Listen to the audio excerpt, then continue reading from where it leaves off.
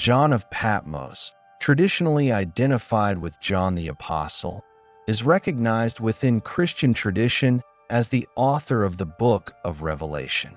The text itself identifies the author as John and claims that he received visions while on the island of Patmos, located in the Aegean Sea, off the coast of Asia Minor. Patmos, approximately 34 square kilometers in area, was a minor island within the Roman province of Asia, part of the broader administrative region of the Roman Empire during the 1st century AD. At the time of John's exile, the island was sparsely populated and primarily utilized by Roman authorities as a place of banishment for individuals considered politically or socially problematic. Exile to islands such as Patmos was a recognized form of punishment in the Roman legal system, particularly for individuals who challenged imperial authority, were involved in sedition, or were seen as potential sources of unrest. The Roman practice of exile combined elements of social isolation and surveillance. Those sent to remote islands were expected to maintain minimal contact with their communities on the mainland, and their economic and personal activities were restricted. The period in which John received the visions of Revelation is generally dated to the reign of Domitian, Roman emperor from AD 81 to 96. Domitian's rule followed a period of civil unrest and political reorganization in the Roman Empire, including the Flavian dynasty's consolidation of power after the death of Nero in AD 68 and the subsequent year of the 4 emperors in AD 69. Domitian's governance was characterized by centralization of authority, rigorous enforcement of imperial cult practices, and administrative reforms across provincial regions, including Asia Minor. Within this context, early Christian communities faced varying degrees of social, economic, and religious pressures, as their refusal to participate in the worship of Roman emperors and deities was often perceived as subversive or politically disloyal. While evidence for large-scale systematic persecution of Christians under Domitian is debated among historians, textual and archaeological records indicate localized hostility, including imprisonment, confiscation of property, and societal marginalization.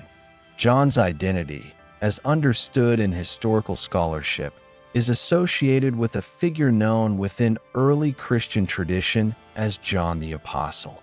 This identification is based on ecclesiastical testimony and early Christian writings, though modern scholarship recognizes the possibility of distinction between multiple individuals named John in the 1st century AD.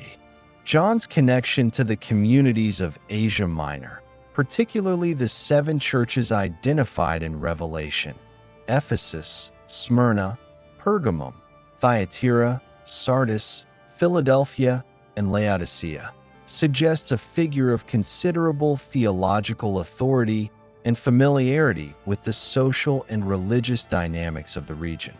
These cities were urban centers with populations ranging from approximately 10,000 to over 100,000 inhabitants, exhibiting diverse economic activities, including trade, textile production, and local administration under Roman oversight. The Book of Revelation presents John's experiences as a sequence of visions occurring in the Spirit on the Lord's day. The narrative opens with John observing a vision of Christ depicted in symbolic terms, standing among 7 golden lampstands and holding 7 stars in his right hand. The lampstands are identified in the text as representing the 7 churches to which John is instructed to write.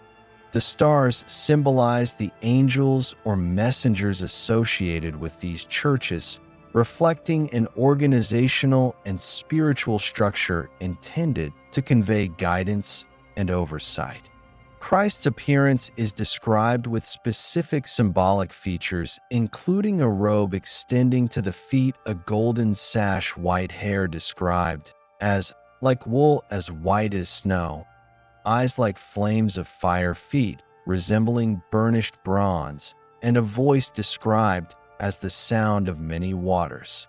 These descriptions, while symbolic, are understood to convey authority, purity, judgment, and insight within the theological and pastoral context of the first-century Christian communities. Apocalyptic literature commonly includes visions, angelic intermediaries, symbolic imagery, and eschatological themes.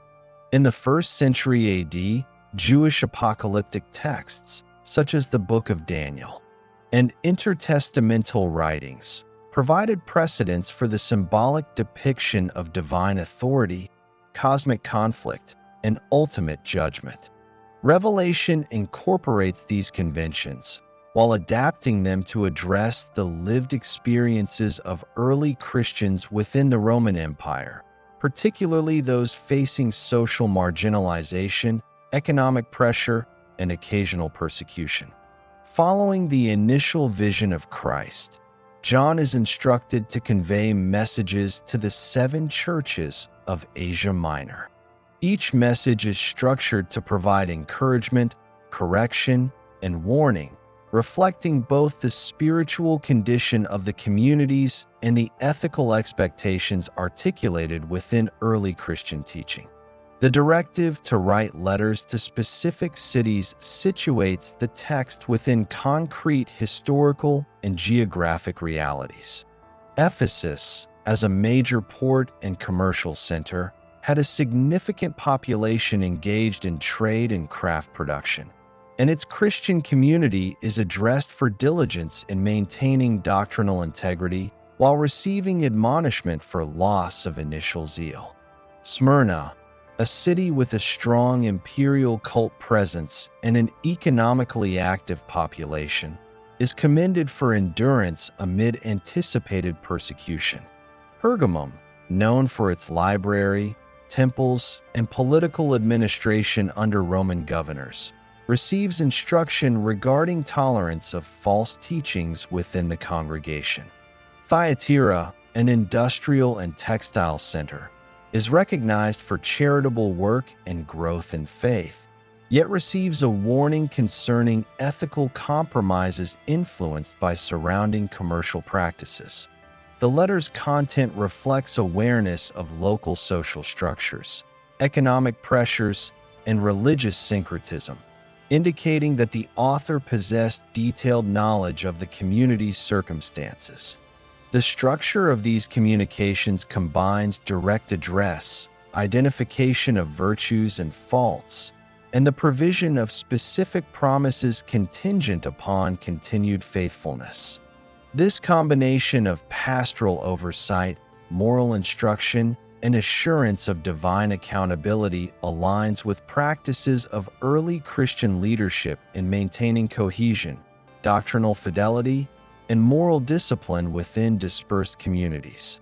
John's presence on Patmos and the resulting composition of Revelation occurred in a historical context marked by the Roman Empire's consolidation of provincial authority. Asia Minor was administered through a combination of urban municipal governance and oversight by provincial officials, including governors, legati, and procurators.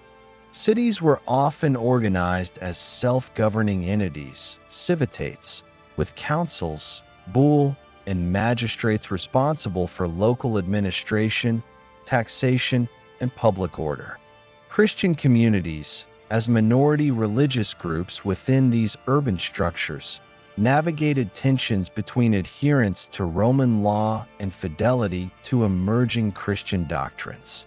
Refusal to participate in the imperial cult, which included ceremonial sacrifices and public acknowledgement of the emperor as divine, placed believers in a complex social and legal position, requiring negotiation of communal identity and compliance with civic expectations.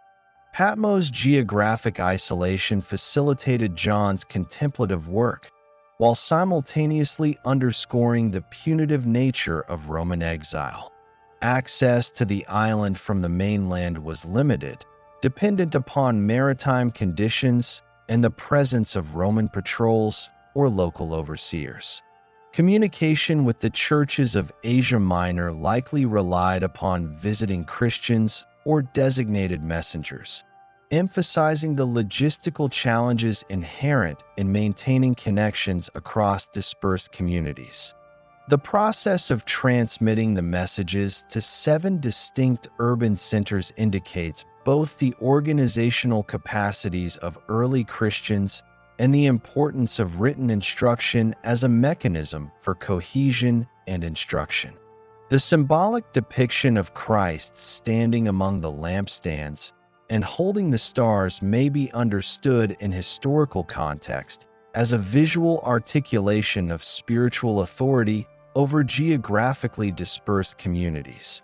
Lampstands, representing illumination and guidance, evoke the pastoral role of maintaining doctrinal clarity and ethical oversight within each city. Stars, as celestial symbols, suggest the guidance provided by spiritual intermediaries or leadership figures within the congregations, reinforcing hierarchical and moral structures appropriate to the early Christian context. The combination of visual and textual elements functions to convey both theological concepts and practical guidance in a format intelligible to first-century readers familiar with symbolic and apocalyptic language. The exilic circumstances of John, combined with the cultural and political pressures faced by the churches, establish the historical foundation for the messages recorded in Revelation.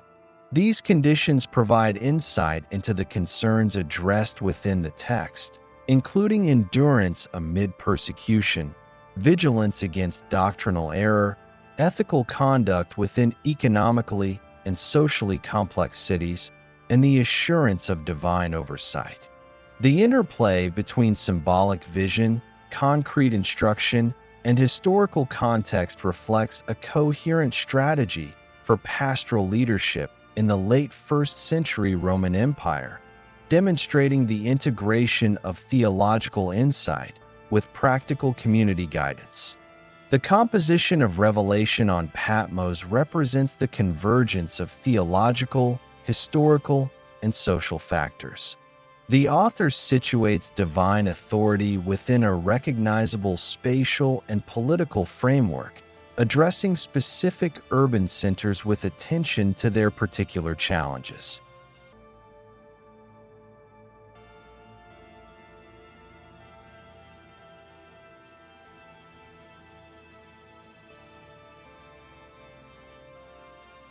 The narrative establishes a hierarchy of authority through the symbolic presence of Christ and the mediation of angels, situating human communities within a broader cosmic and ethical order. The text's apocalyptic elements, including visions of cosmic phenomena, symbolic objects, and angelic intermediaries, function as mechanisms for conveying moral and theological imperatives, providing instruction to communities operating under duress and social marginalization. The chronological setting of Revelation situates the work firmly within the latter part of the 1st century AD. Following the consolidation of Roman imperial authority under the Flavian dynasty and within the context of ongoing socio-religious tensions in Asia Minor. The specificity of addressed cities, combined with the description of exilic circumstances and symbolic vision, allows for a historically verifiable understanding of the text's composition and initial dissemination. Population estimates, urban economic structures, religious diversity, and administrative frameworks provide measurable context for interpreting the letters and visions, facilitating comprehension of the text as both a theological and historical document. John's instruction to communicate with the seven churches reflects a structured pastoral strategy designed to maintain doctrinal fidelity, ethical conduct, and communal cohesion. The combination of commendation, correction, and promise functions within a broader theological and historical context, addressing the immediate realities of persecution, social pressure, and internal doctrinal challenges. The symbolic imagery employed in the initial vision reinforces these objectives, establishing a framework for authority, guidance, and accountability that extends across multiple urban centers within the Roman provincial system. The textual form of revelation, as recorded by John, demonstrates awareness of literacy practices, rhetorical conventions, and interpretive frameworks familiar to first-century readers. The use of symbolic imagery, structured address, and narrative sequencing provides both accessibility and interpretive depth, allowing communities to recognize their particular circumstances while situating them within a broader cosmic and ethical narrative. This approach reflects the integration of theological authority with practical community leadership, consistent with the expectations of early Christian pastoral oversight. John's exile on Patmos, his composition of visions, and the transmission of letters to seven distinct churches represent an intersection of historical, religious, and social dimensions. The spatial, temporal, and political specificity of the text permits a historically grounded understanding of its production, situating theological instruction within the lived experiences of early Christian communities in Asia Minor. The structure of the narrative, including the initial vision, symbolic objects, and prescribed communications, provides a coherent framework for understanding both the text's content and its practical application for first-century audiences. The historical circumstances of the Roman Empire, including administrative practices, urban organization, religious obligations, and social hierarchies, underpin the practical realities faced by John and the churches he addresses. The exile on Patmos functions as both a legal penalty and a context for reflective composition, situating the text within observable historical and geographical parameters. The identification of Christ, the symbolic elements of lampstands and stars, and the structured letters collectively provide an integrated framework for pastoral authority, doctrinal instruction, and ethical guidance. Following his initial vision on Patmos, John of Patmos received instructions to address seven Christian communities situated in the Roman province of Asia, in the western region of Asia Minor. The first four cities he addresses are Ephesus, Smyrna, Pergamum, and Thyatira.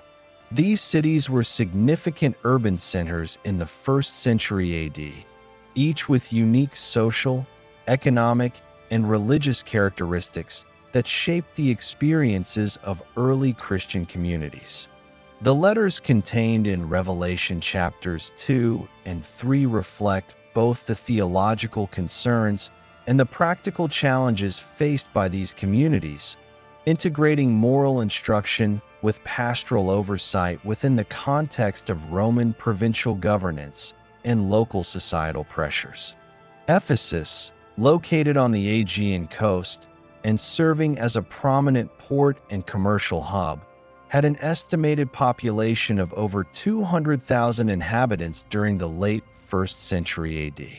The city was a center of trade, governance, and religion, hosting a significant temple complex dedicated to the goddess Artemis, one of the seven wonders of the ancient world.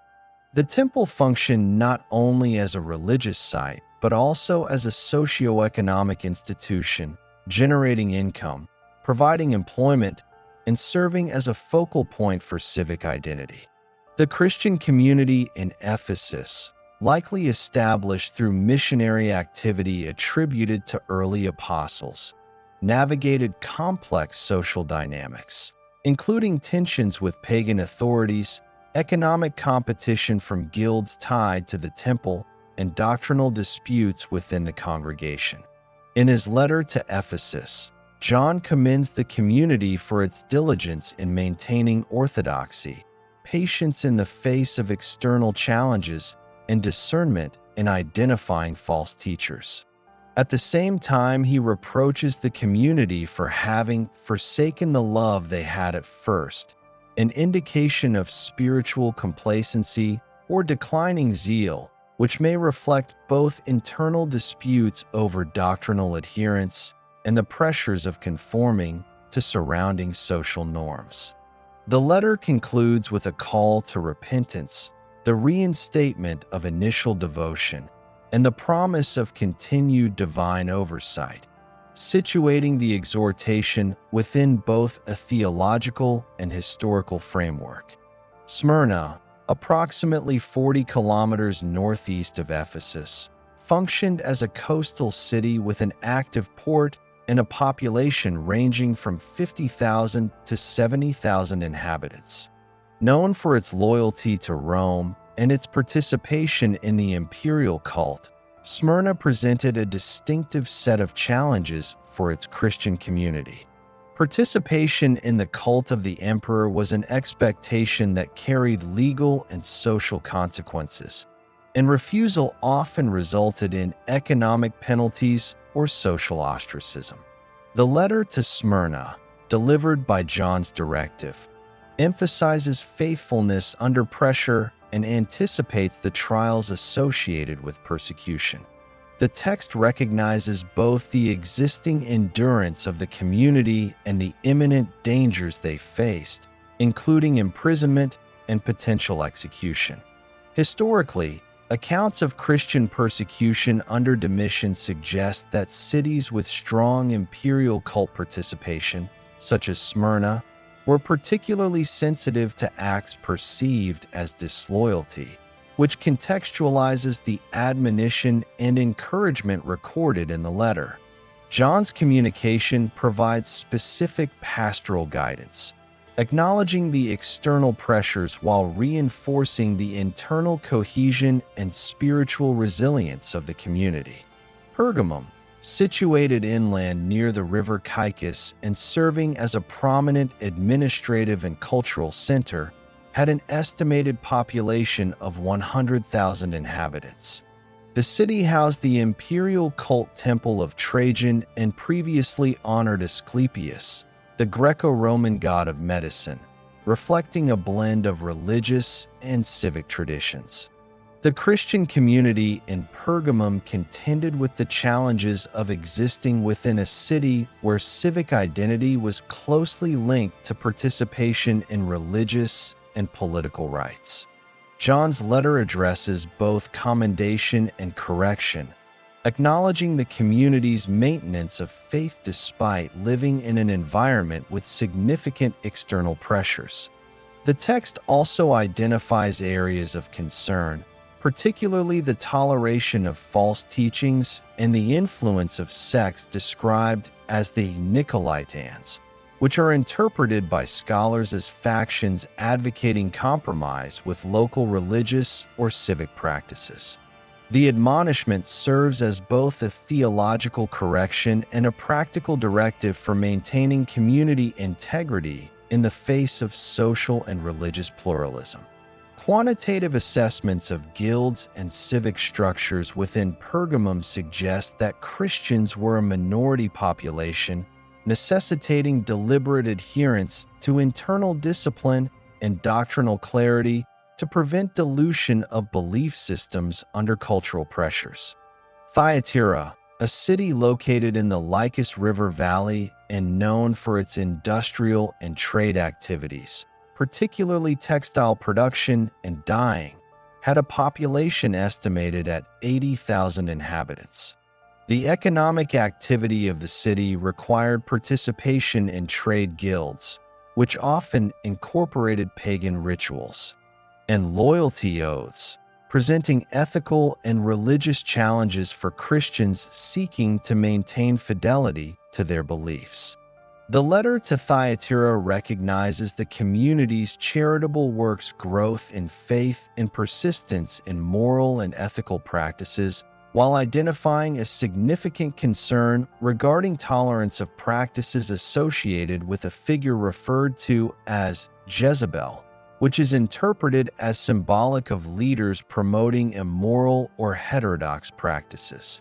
The admonition emphasizes accountability, ethical vigilance, and correction, aligning moral instruction with social realities, including guild participation, civic obligations, and interaction with the broader population of the city. The historical setting demonstrates the complexity of maintaining religious and ethical integrity within economically dependent and socially interconnected urban environments.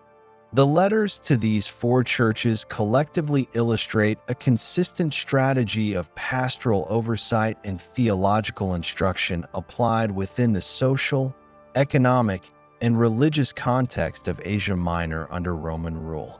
Each communication follows a formulaic structure: commendation for virtues and accomplishments, identification of deficiencies or areas requiring correction, specific directives for ethical or doctrinal adjustment, and the articulation of promises contingent upon adherence to instruction.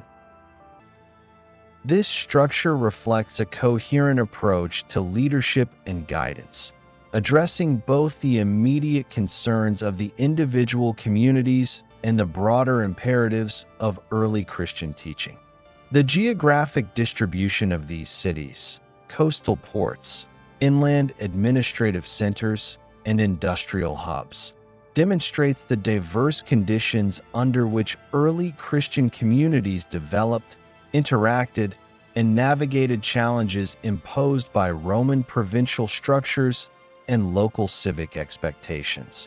The theological content of the letters is intertwined with historical context, emphasizing perseverance, moral integrity, doctrinal fidelity, and practical responses to societal pressures.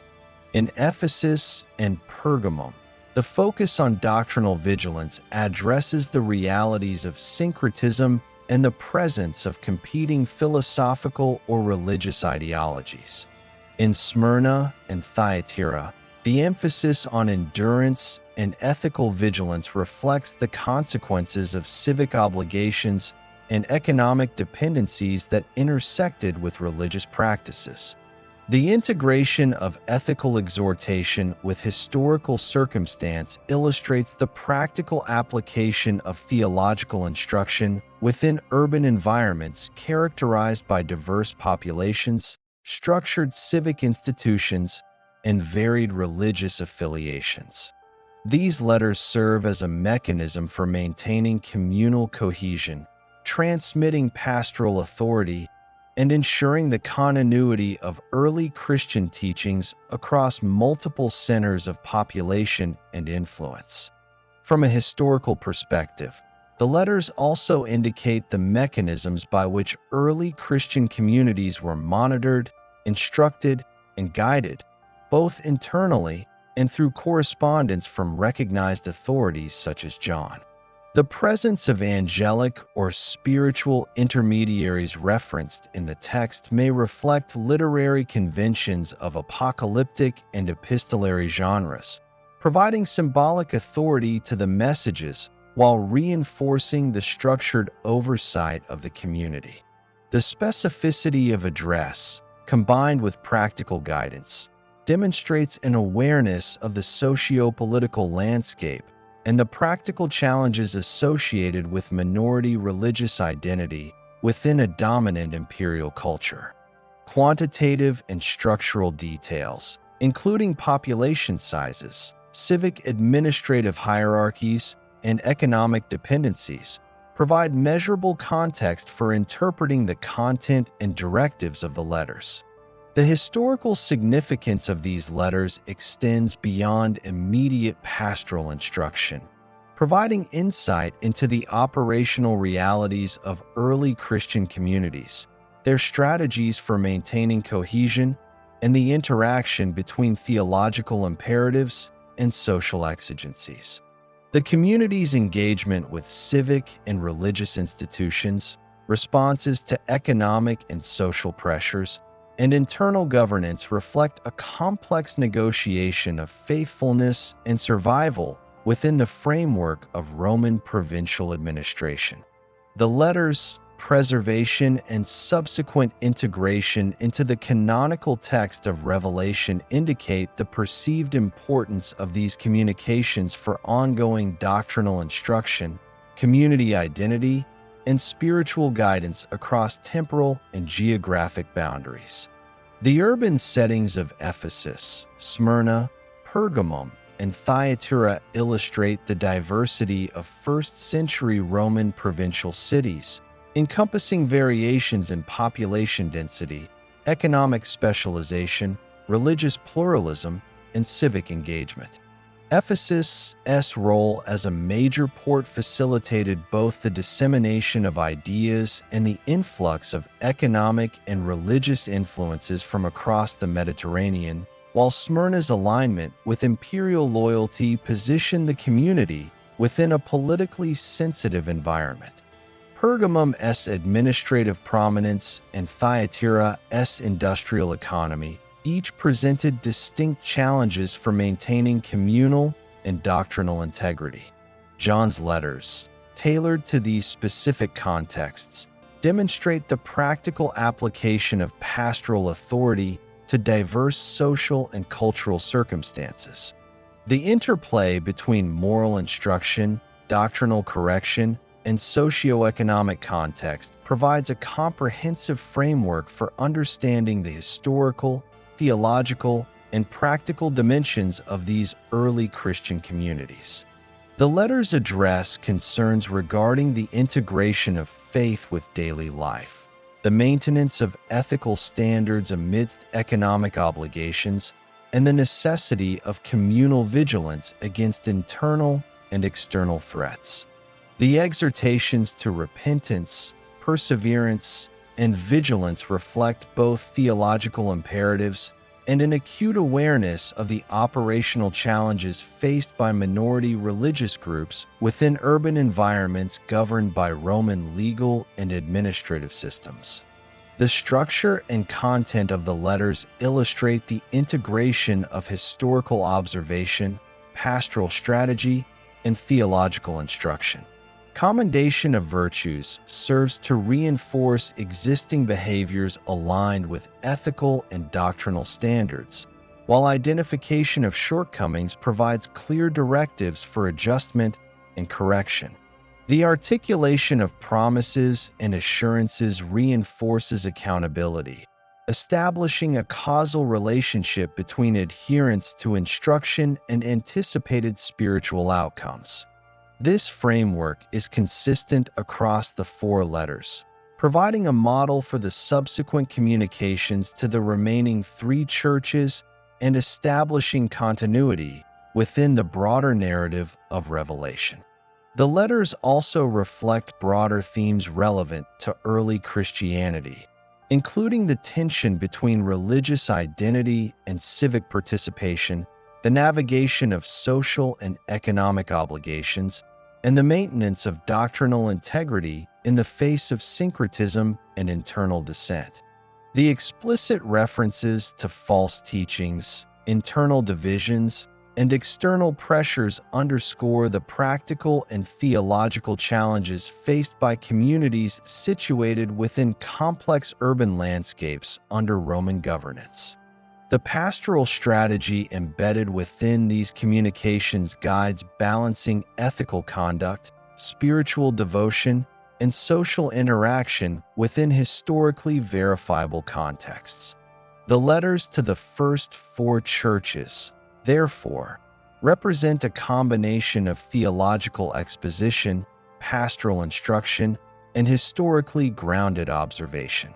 They document the operational realities of Christian communities in first-century Asia Minor, including demographic characteristics, economic activities, religious affiliations, and civic obligations.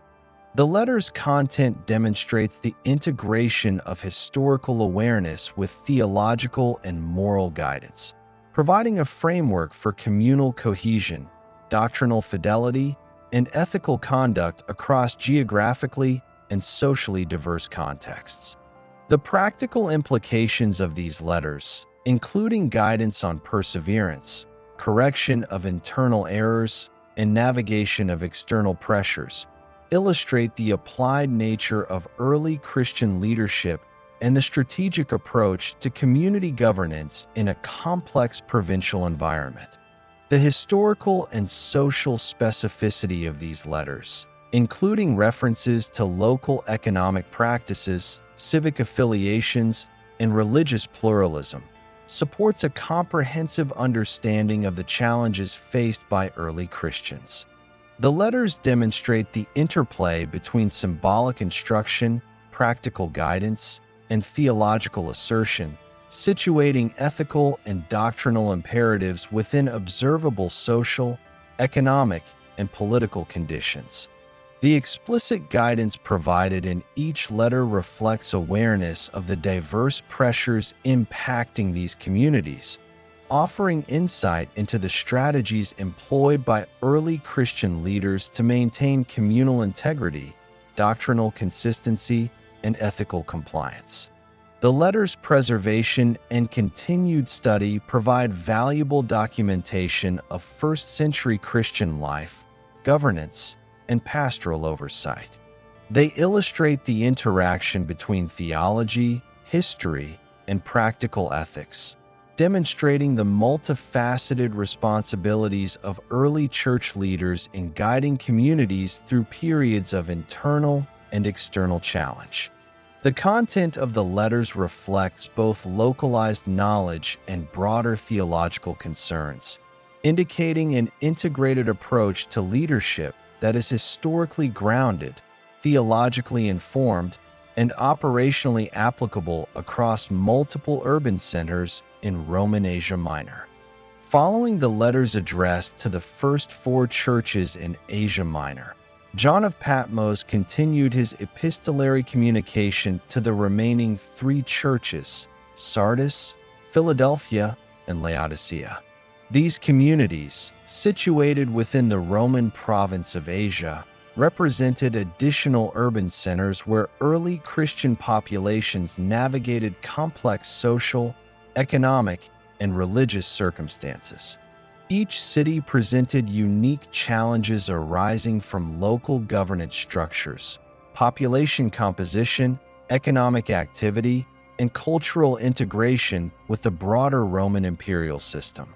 The messages delivered to these communities, as recorded in Revelation chapters 3, reflect both pastoral oversight and strategic guidance intended to maintain doctrinal fidelity, ethical conduct, and communal cohesion within the context of first-century provincial administration.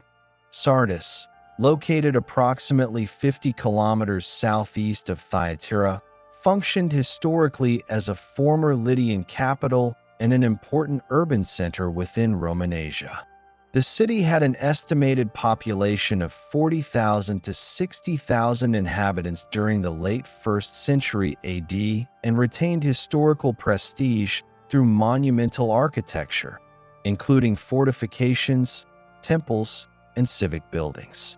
Sardis had experienced cycles of prosperity and decline, and its population included diverse groups encompassing Roman administrators, local aristocracy, artisans, merchants, and small agricultural communities in surrounding areas. The Christian congregation in Sardis operated as a minority group within a city characterized by historical grandeur, yet ongoing economic and social fluctuation. The letter to Sardis acknowledges the community's reputation for vitality and observance, but simultaneously admonishes spiritual complacency, noting that despite appearances of life, The congregation's moral and spiritual practice had become incomplete. The admonition emphasizes vigilance, moral accountability, and the necessity of renewing ethical and doctrinal engagement. Historically, this caution may reflect both internal communal weaknesses, such as doctrinal fragmentation or laxity in communal discipline, and external pressures, including civic expectations, economic reliance on guilds, and social integration with pagan practices. Philadelphia, situated approximately 120 kilometers southeast of Sardis along the river Lycus, functioned as a smaller urban settlement with a population estimated between 15,000 and 25,000 inhabitants. The city had a history of seismic activity, which periodically disrupted urban life and economic stability, and it relied heavily on trade routes connecting inland Asia Minor to the Aegean coast. The Christian community in Philadelphia is addressed with commendation for steadfastness, loyalty, and perseverance despite external pressures, including potential persecution and economic challenges. The letter emphasizes the continuity of faith, the maintenance of doctrinal integrity, and the community's strategic alignment with ethical and theological principles. John assures the congregation of divine protection and acknowledgement, framing the community's endurance within both historical and theological contexts. The correspondence illustrates the intersection of environmental factors, including urban vulnerability to natural disasters, and social pressures, such as minority status within a predominantly pagan civic population, highlighting the practical implications of pastoral guidance for resilience and ethical consistency. Laodicea, located approximately 50 kilometers southeast of Philadelphia, served as a major commercial and financial center with an estimated population of 80,000 to 100,000 inhabitants. The city was notable for its production of textiles, banking institutions, and medical resources, including a notable ophthalmic ointment, which contributed to its economic prominence in the region. Laodicea's Christian community contended with challenges arising from wealth, self-sufficiency, and integration within complex economic networks.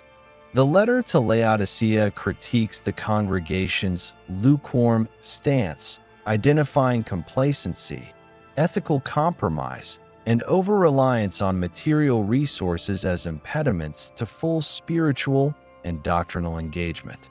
The correspondence underscores the necessity of repentance, ethical vigilance, and renewed commitment to communal and theological standards. Historically, this admonition may reflect the pressures exerted by urban economic prosperity, social stratification, and the influence of surrounding religious and cultural institutions, which could lead to diminished moral rigor or partial assimilation of external practices into communal life. The letters to these three churches collectively reveal patterns of pastoral instruction that integrate theological principles with observable historical and social conditions. Commendation is consistently paired with correction, providing a balanced framework for accountability and encouragement. In Sardis, emphasis is placed on vigilance and active renewal of spiritual and ethical practice. In Philadelphia, resilience and doctrinal fidelity are highlighted. In Laodicea, the corrective focus addresses ethical compromise and material complacency. Each letter situates the community's challenges within identifiable social, economic, and environmental contexts, reinforcing the functional applicability of theological instruction and pastoral oversight. The correspondence maintains continuity with the previous four letters, demonstrating a systematic approach to guidance across diverse urban centers within Asia Minor. The historical context of these cities under Roman administration influenced the content and focus of John's communications. Sardis, Philadelphia, and Laodicea were incorporated into the provincial structure of Roman Asia, governed through municipal councils and magistrates, with oversight by Roman provincial officials, including legates and procurators. Civic identity was often intertwined with participation in local religious practices, economic guilds, and imperial cult observances. Minority religious communities, including Christians, navigated these expectations while maintaining internal cohesion and adherence to doctrinal standards. Letters addressing spiritual complacency, steadfastness, and ethical vigilance reflect both the theological imperatives of early Christian leadership and practical strategies for survival and integrity within these provincial structures. The correspondence also demonstrates the use of symbolic language to reinforce pastoral authority and doctrinal instruction. References to doors opened or closed, promises of protection, and metaphors related to sustenance or spiritual sight functioned as both ethical exhortation and culturally intelligible imagery for first-century audiences. Sardis' admonition to wake up and strengthen what remains illustrates the use of metaphor to convey urgency without relying on external dramatization. Philadelphia's assurance of protection and recognition underscores the integration of theological promise with practical resilience in the face of persecution or social marginalization. Laodicea's critique of lukewarm behavior employs economic and sensory imagery, referencing water, temperature, and resources familiar to the community's daily experience, thereby situating ethical instruction within concrete cultural and economic realities. The letter's emphasis on community-specific challenges highlights the diversity of early Christian experiences within the provincial context. Sardis' historical prominence and fluctuating vitality created conditions for internal complacency. Philadelphia's environmental vulnerability and marginal size fostered reliance on endurance and ethical consistency, and Laodicea's wealth and economic centrality presented risks of material distraction and moral laxity. Each city's characteristics informed the pastoral guidance provided, reflecting a detailed understanding of urban social structures, economic dependencies, and religious dynamics. The letters, therefore, function as both theological exposition and historically informed counsel, integrating practical, ethical, and doctrinal considerations in a coherent and systematic framework. The correspondence also reflects the operational realities of early Christian networks, including the transmission of letters, the appointment of messengers, and the maintenance of oversight across geographically dispersed communities. The city's locations along trade routes, river valleys, and coastal access points facilitated communication, but also imposed constraints on the timeliness and consistency of instruction. The specificity of address and the inclusion of practical directives for ethical and doctrinal maintenance illustrate the strategic approach employed by early Christian leaders to ensure cohesion, accountability, and resilience within minority communities. Quantitative and structural details regarding population, trade activity, civic governance, and religious practice provide measurable context for interpreting the letter's content and purpose. The letters to Sardis, Philadelphia, and Laodicea also demonstrate the integration of moral, doctrinal, and communal concerns with broader theological themes characteristic of Revelation. Each letter emphasizes accountability to divine authority, the necessity of ethical and spiritual vigilance, and the consequences of noncompliance or moral compromise. These themes are articulated within historically verifiable circumstances, including civic structures, economic realities, population diversity, and the presence of competing religious or cultural influences.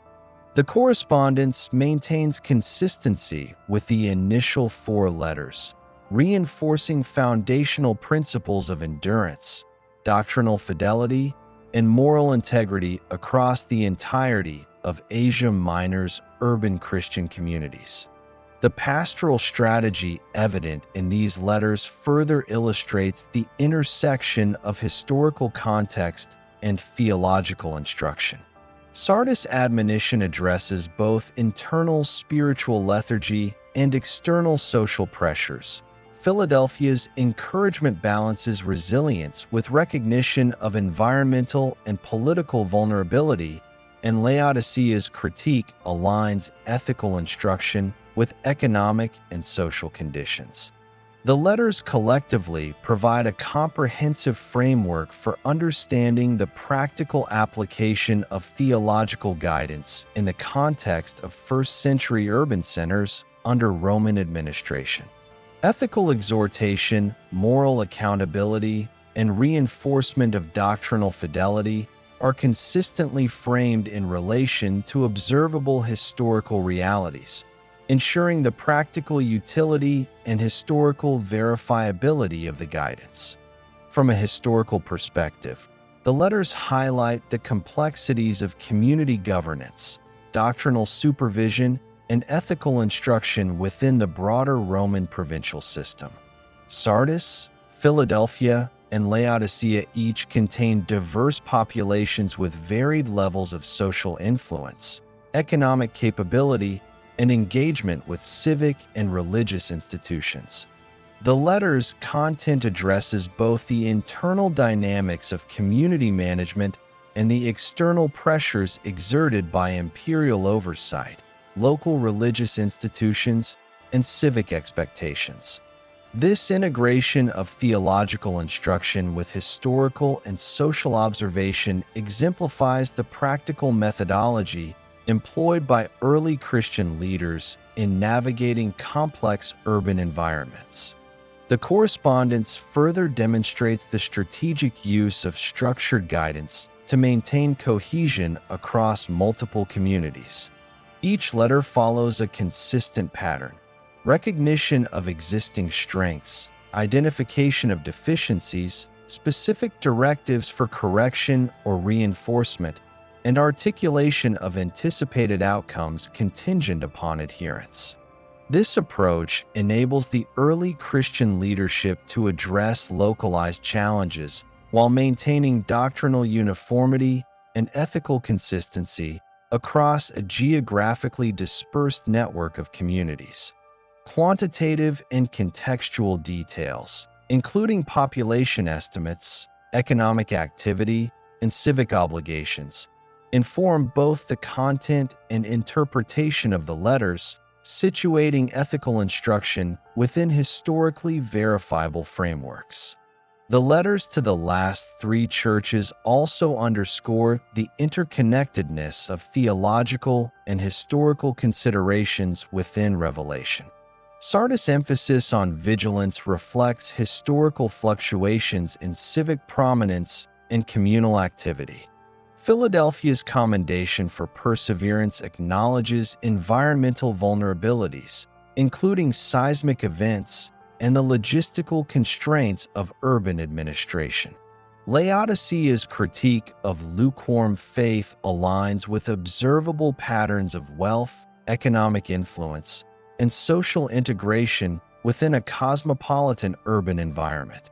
Each letter situates theological exhortation within measurable historical, economic, and social conditions, reinforcing the practical and authoritative dimensions of pastoral guidance. The letters provide insight into the mechanisms of early Christian leadership, including the use of written instruction, symbolic language, and structured communication to maintain doctrinal fidelity and ethical compliance. The specificity of each message, tailored to the conditions of individual cities, reflects detailed knowledge of local social structures, economic dependencies, and religious landscapes. The integration of theological principles with historical observation ensures that guidance is relevant, actionable, and contextually grounded, reinforcing the functional role of pastoral authority. With this framework ensures continuity across the first 7 churches, reinforcing the consistent application of pastoral oversight and the integration of historical reality with theological guidance. The letters also reflect broader patterns of urban life in Roman Asia Minor, including civic administration, economic networks, and religious pluralism.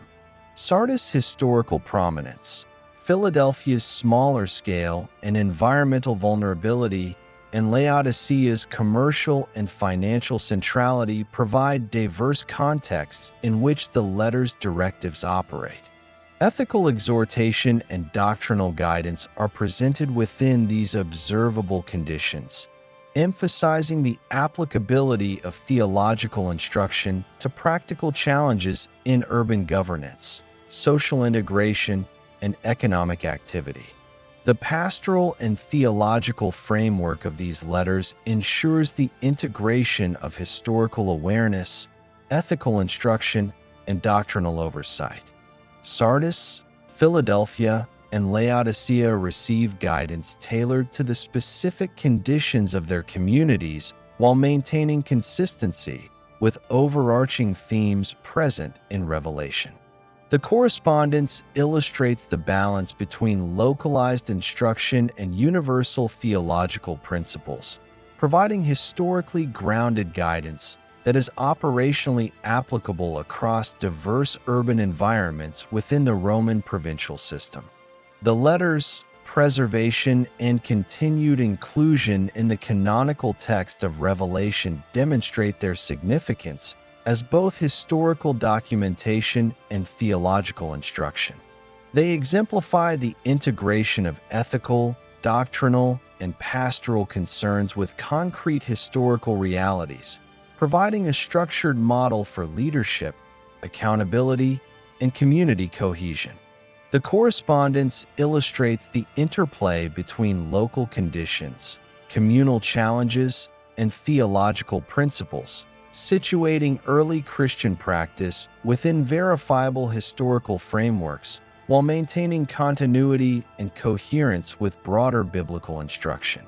After delivering the letters to the 7 churches of Asia Minor, John of Patmos recounts his visionary transport to a heavenly realm, as recorded in Revelation chapters 4 and 5.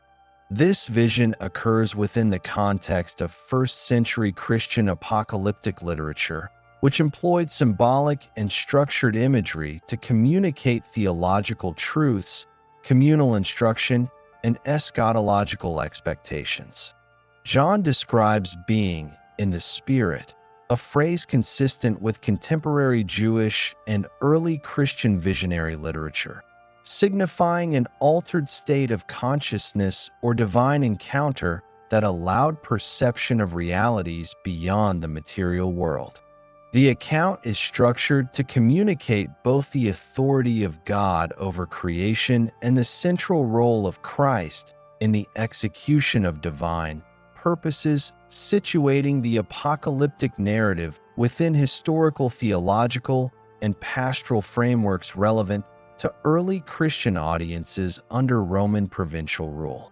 The vision opens with John perceiving a throne in heaven, surrounded by a radiant aura, symbolically representing divine sovereignty, stability, and judgment. The throne is occupied by God, described in terms that emphasize majesty, authority, and an unapproachable presence. Surrounding the throne are 24 elders, seated on thrones and dressed in white garments with golden crowns, reflecting the biblical motif of consecration, divine service, and governance.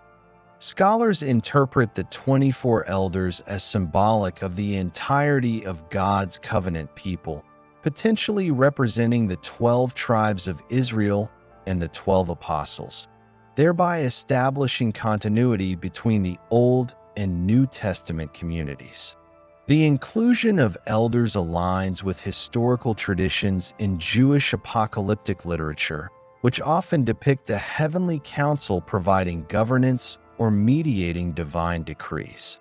Accompanying the elders are 4 living creatures, each described with distinct features incorporating elements of human, animal, and cosmic symbolism.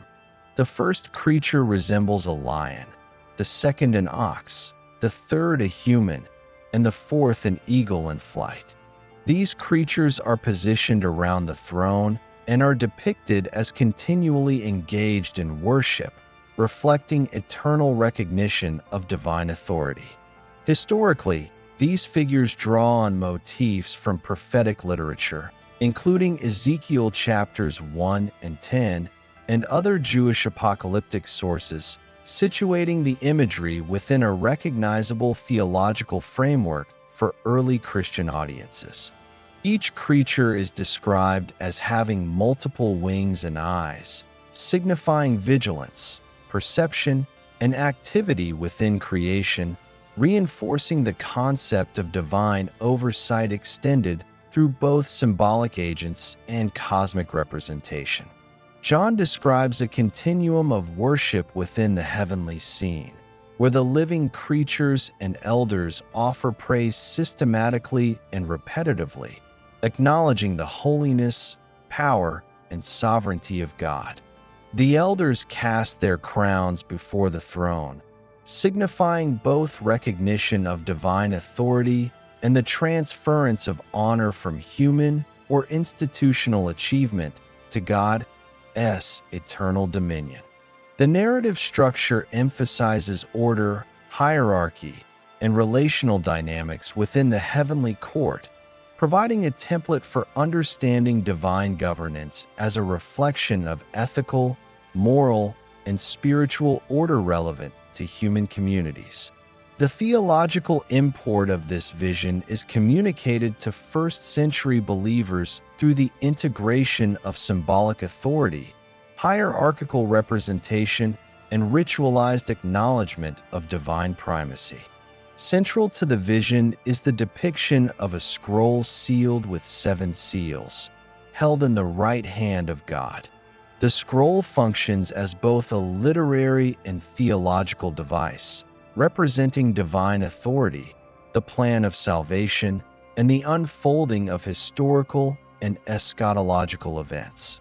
The 7 seals signify completeness, continuity, and divine orchestration of events affecting humanity and creation. In the historical context of Roman Asia Minor, sealed documents were legally binding instruments, often requiring a specific individual or authority to authorize execution or disclosure. This legal and procedural understanding would have informed the audience's perception of the scroll, reinforcing the notion that the full implementation of divine purposes requires both legitimate authority and the designated executor of God's plan. John records an initial absence of any being worthy to open the scroll, which underscores the uniqueness of the one capable of executing divine judgment and fulfilling God's plan. This absence establishes a narrative tension and highlights the requirement for an intermediary who possesses both authority and qualification to reveal the contents of the scroll. Within the first-century Christian interpretive framework, this function is fulfilled exclusively by the Lamb, identified as Jesus Christ. The title Lamb carries theological significance, drawing on Jewish sacrificial practices, particularly the Passover lamb, and early Christian understanding of Christ's atoning death and redemptive role. The lamb imagery communicates both humility and authority, integrating sacrificial symbolism with eschatological function, thereby providing a theological bridge between historical events and apocalyptic expectation. The Lamb is described as having been slain, yet standing in a state of power and authority, illustrating the theological principle of resurrection and vindication central to Christian teaching.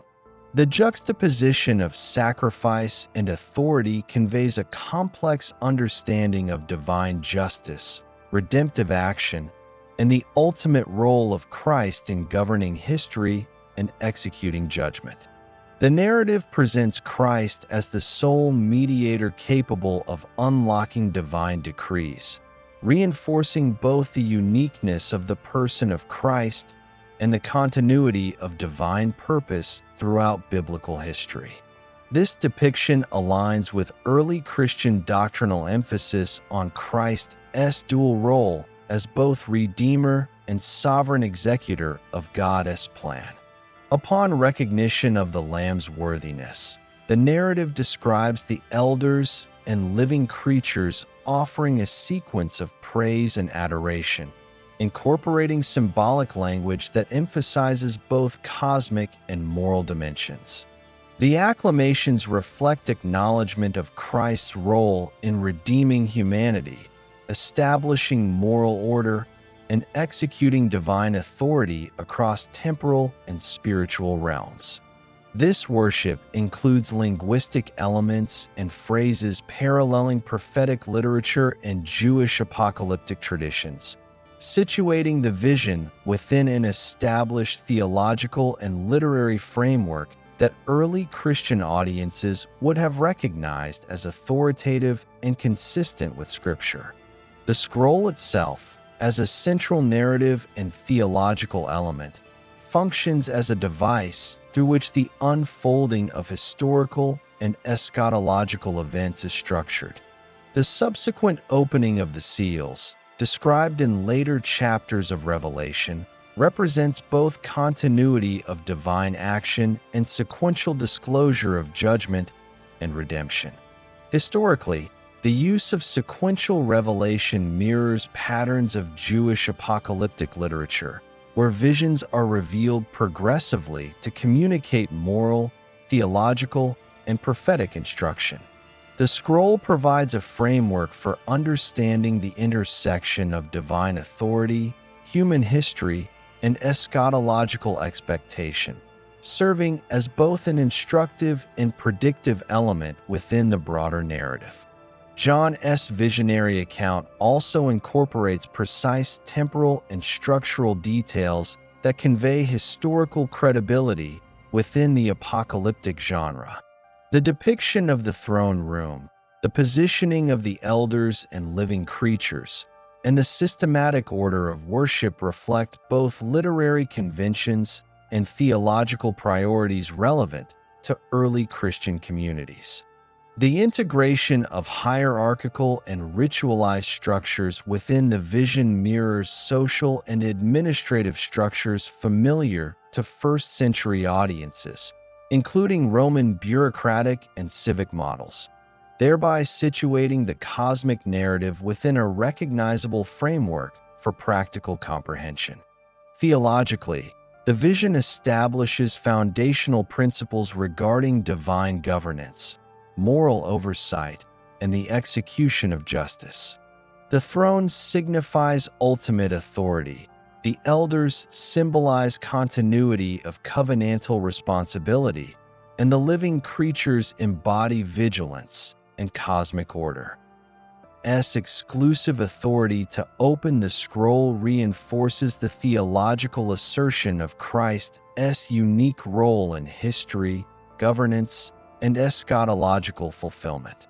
These elements collectively communicate a structured understanding of divine oversight, integrating ethical, spiritual, and historical dimensions into a cohesive narrative relevant for early Christian instruction and guidance. The symbolic use of numbers within the vision, including 24 elders and 7 seals, reflects both cultural and theological significance.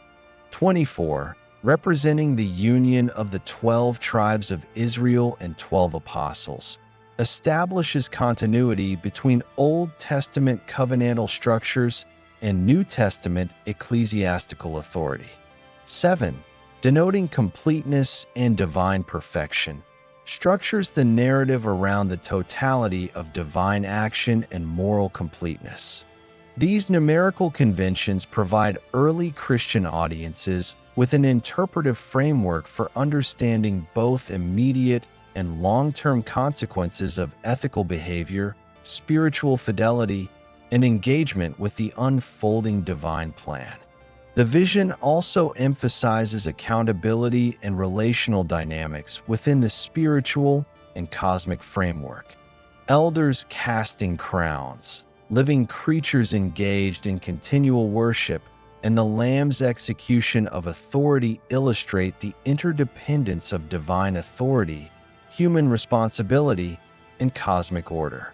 Historical and theological contexts converge, highlighting the ethical and moral implications for early Christian communities navigating societal pressures, persecution, and doctrinal challenges within Roman provincial structures. The narrative communicates that obedience, fidelity, and moral vigilance have consequences not only for communal cohesion, but also for alignment with divine oversight and cosmic order. From a pastoral perspective, John's account situates theological instruction within a framework that emphasizes discernment, responsibility, and adherence to divine authority. The vision functions as both didactic and prophetic, guiding the Christian communities to remain steadfast, recognize the centrality of Christ, and anticipate the unfolding of divine plans. The integration of historical and symbolic elements reinforces the accessibility of instruction for diverse audiences, including those familiar with Jewish prophetic traditions, Greco-Roman cultural motifs, and the practical realities of first-century urban life under Roman administration. The narrative's continuity with previous letters to the 7 churches is evident in the focus on authority, accountability, and communal guidance.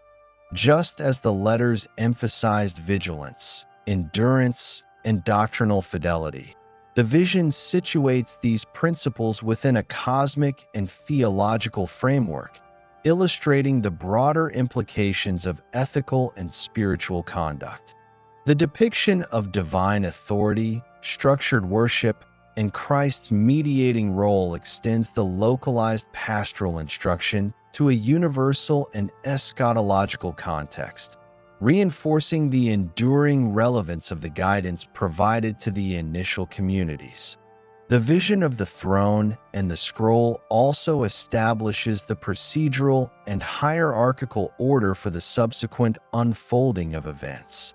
The identification of the Lamb as the sole worthy executor introduces both a narrative and theological continuity, linking initial instructions to the churches with forthcoming apocalyptic developments. The sequential disclosure of seals and eventual trumpet and bowl judgments reflects a structured, orderly progression of divine intervention, integrating moral, spiritual, and historical dimensions. The narrative establishes a framework for understanding the interrelation of human actions, divine oversight, and eschatological fulfillment, situating early Christian ethical instruction within a coherent cosmic plan. John's account, while apocalyptic in nature, maintains historical verifiability through culturally and socially grounded imagery.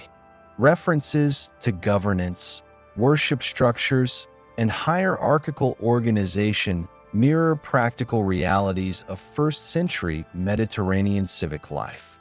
The use of symbolic representation aligns with contemporary Jewish visionary literature, providing interpretive continuity and theological legitimacy. These elements ensure that the vision is comprehensible, authoritative, and contextually meaningful for early Christian audiences seeking guidance amid political, social, and religious challenges within the Roman provincial framework.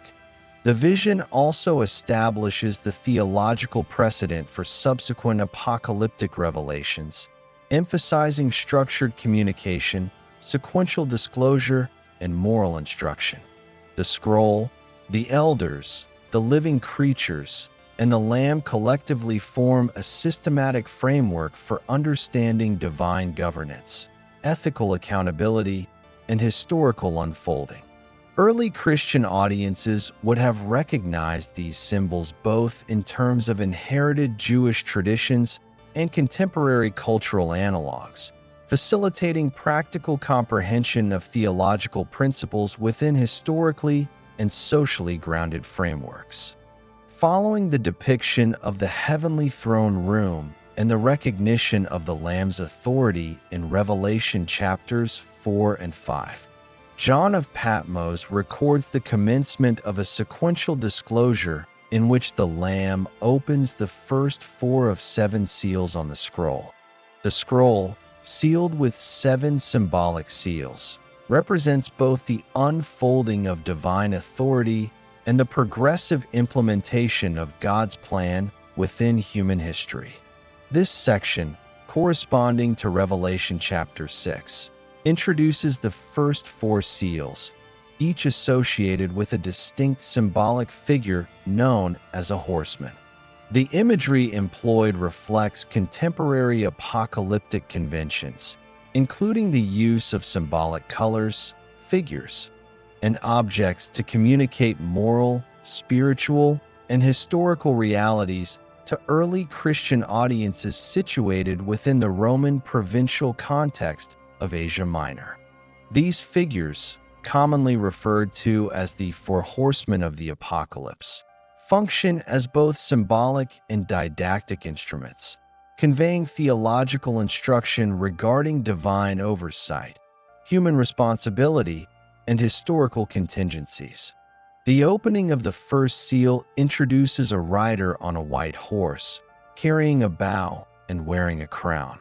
This figure is interpreted as representing conquest or the initial spread of conflict, with emphasis on the exercise of authority and influence. The symbolic white horse conveys a combination of purity and initiative, while the crown indicates both legitimacy and dominion within the historical and theological context. The bow, a traditional instrument of warfare, communicates the potential for conflict and strategic action. Historically, this image may correspond to the expansion of political authority, military engagement, and the exertion of control across the territories of the Roman Empire and surrounding regions.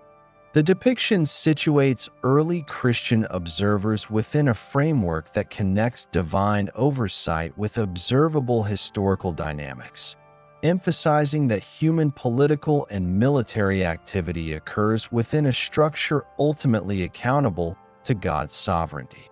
The second seal introduces a rider on a red horse, associated with warfare, bloodshed, and civil strife. The color red, universally recognized in antiquity as representing blood and conflict, signifies the consequences of human aggression and moral failure. The rider is granted the power to remove peace from the earth, reflecting the historical reality of social and political instability in the first century Mediterranean world.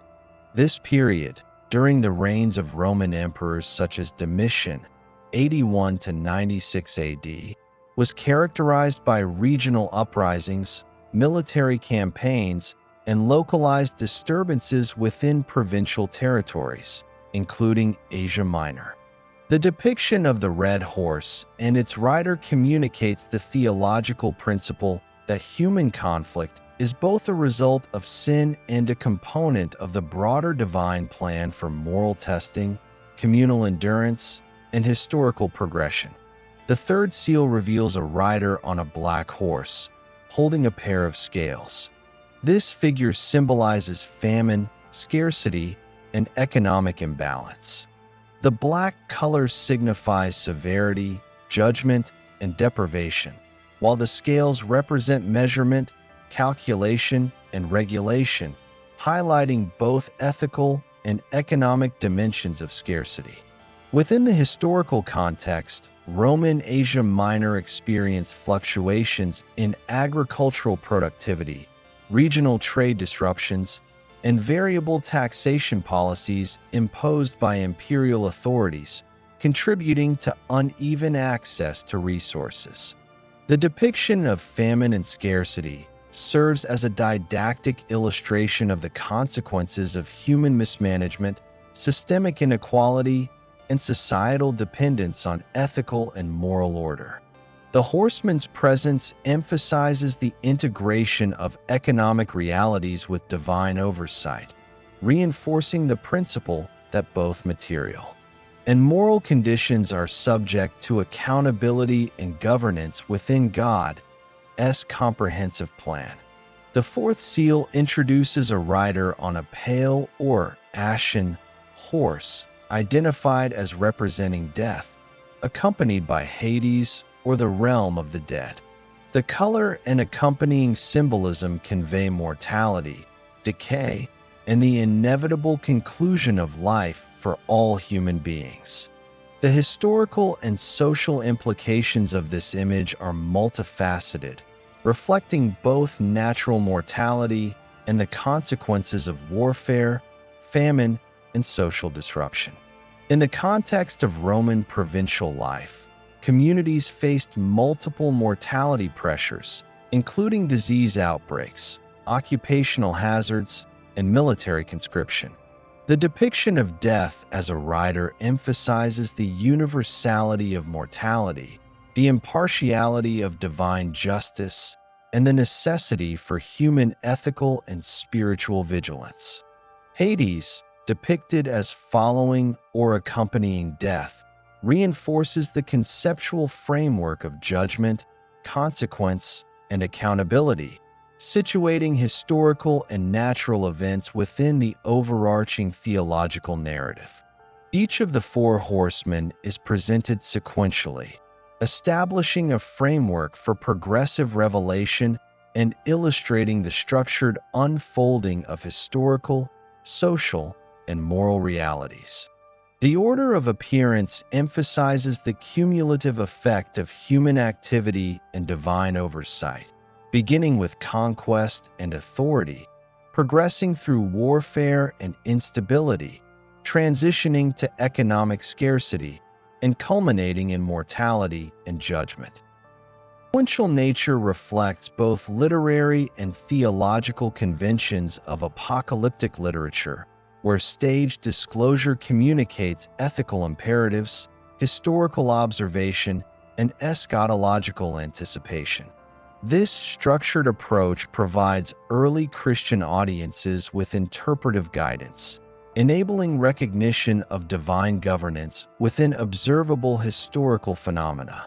The narrative of the first four seals integrates measurable historical and social elements, including the operation of imperial authority, local governance, economic regulation, and societal stability. The White Horse's association with conquest reflects patterns of regional authority, including the Roman practice of appointing legates, procurators, and governors to oversee provincial administration. The Red Horse's correlation with warfare highlights localized uprisings, military deployments, and political tension within provincial cities. The Black Horse's emphasis on scarcity aligns with taxation systems, trade dependencies, and agricultural variability characteristic of Asia Minor in the late 1st century AD. The Pale Horse's embodiment of mortality underscores demographic realities, public health concerns, and the impact of cumulative social and natural pressures on provincial populations. Each element is therefore grounded in historically verifiable conditions, integrating theological interpretation with observable societal dynamics. The opening of the seals also reflects the pastoral and ethical concerns of John's audience. Early Christian communities, residing as minority populations within urban and rural contexts, faced direct and indirect consequences of these historical pressures, including persecution, social marginalization, economic hardship, and exposure to mortality risks. The imagery of the horseman functions as both cautionary and instructive, conveying the necessity of vigilance, doctrinal fidelity, and moral perseverance.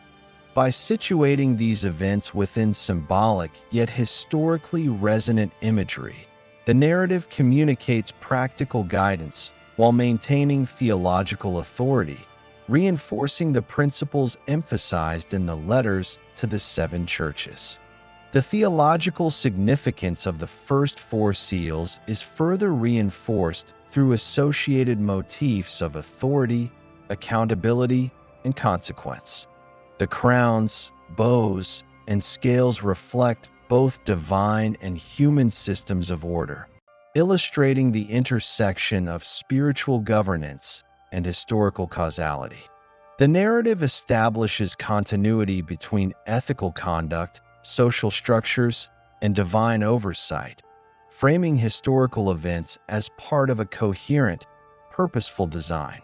This perspective enables early Christian observers to interpret societal disruptions, economic imbalance, and mortality within a framework of theological meaning, facilitating both moral reflection and community cohesion under conditions of external pressure. From a historical perspective, the first 4 seals can be correlated with observable trends in the Roman Empire and provincial Asia Minor. The expansion of imperial authority and military engagement, as represented by the first 2 horsemen, aligns with documented campaigns, urban garrison deployments, and administrative consolidation during the late 1st century AD. Economic and agricultural pressures, represented by the 3rd horseman, correspond with documented variations in taxation, trade disruptions, and urban provisioning. The universal reality of mortality, depicted by the 4th horseman, reflects demographic patterns influenced by environmental, economic, and social factors. These correlations demonstrate the integration of theological narrative with historically grounded observation, reinforcing both credibility and instructional value for early Christian communities. The literary structure of Revelation chapter 6 employs repeated phrasing, directional sequencing, and symbolic description to convey layered meaning. Each horseman is introduced with explicit identification, description of attributes, and delineation of function or effect. The consistent application of symbolic motifs, including color, instrument, and accompanying authority, facilitates interpretive clarity, enabling audiences to distinguish between historical, moral, and eschatological dimensions. This literary strategy is characteristic of apocalyptic texts, which utilize structured symbolism to encode complex ethical, theological, and historical instruction. The depiction of conquest, war, famine, and death within the first 4 seals also conveys ethical imperatives regarding human behavior and communal resilience. Conquest and warfare are associated with the exercise of authority, ethical decision-making, and the consequences of aggression. Scarcity emphasizes equitable stewardship, moral accountability, and social responsibility. Mortality underscores the temporal limitations of human life and the necessity for ethical and spiritual preparedness.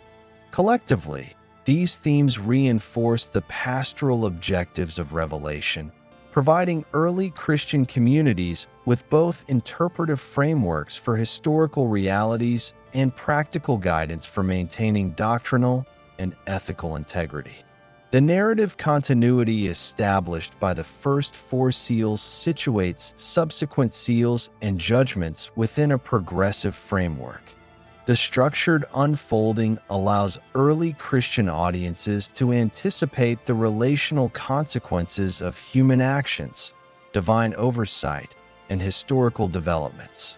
The emphasis on sequentiality and causality aligns with both historical observation and theological reflection, enabling readers to perceive a coherent progression of events rather than a series of disconnected occurrences.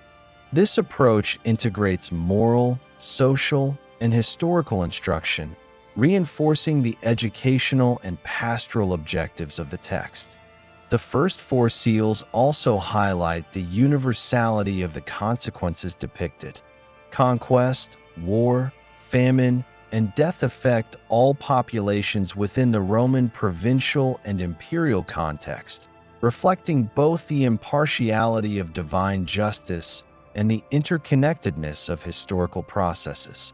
The narrative communicates that societal, economic, and demographic dynamics are subject to both human agency and divine governance, establishing a framework for interpreting collective and individual experiences.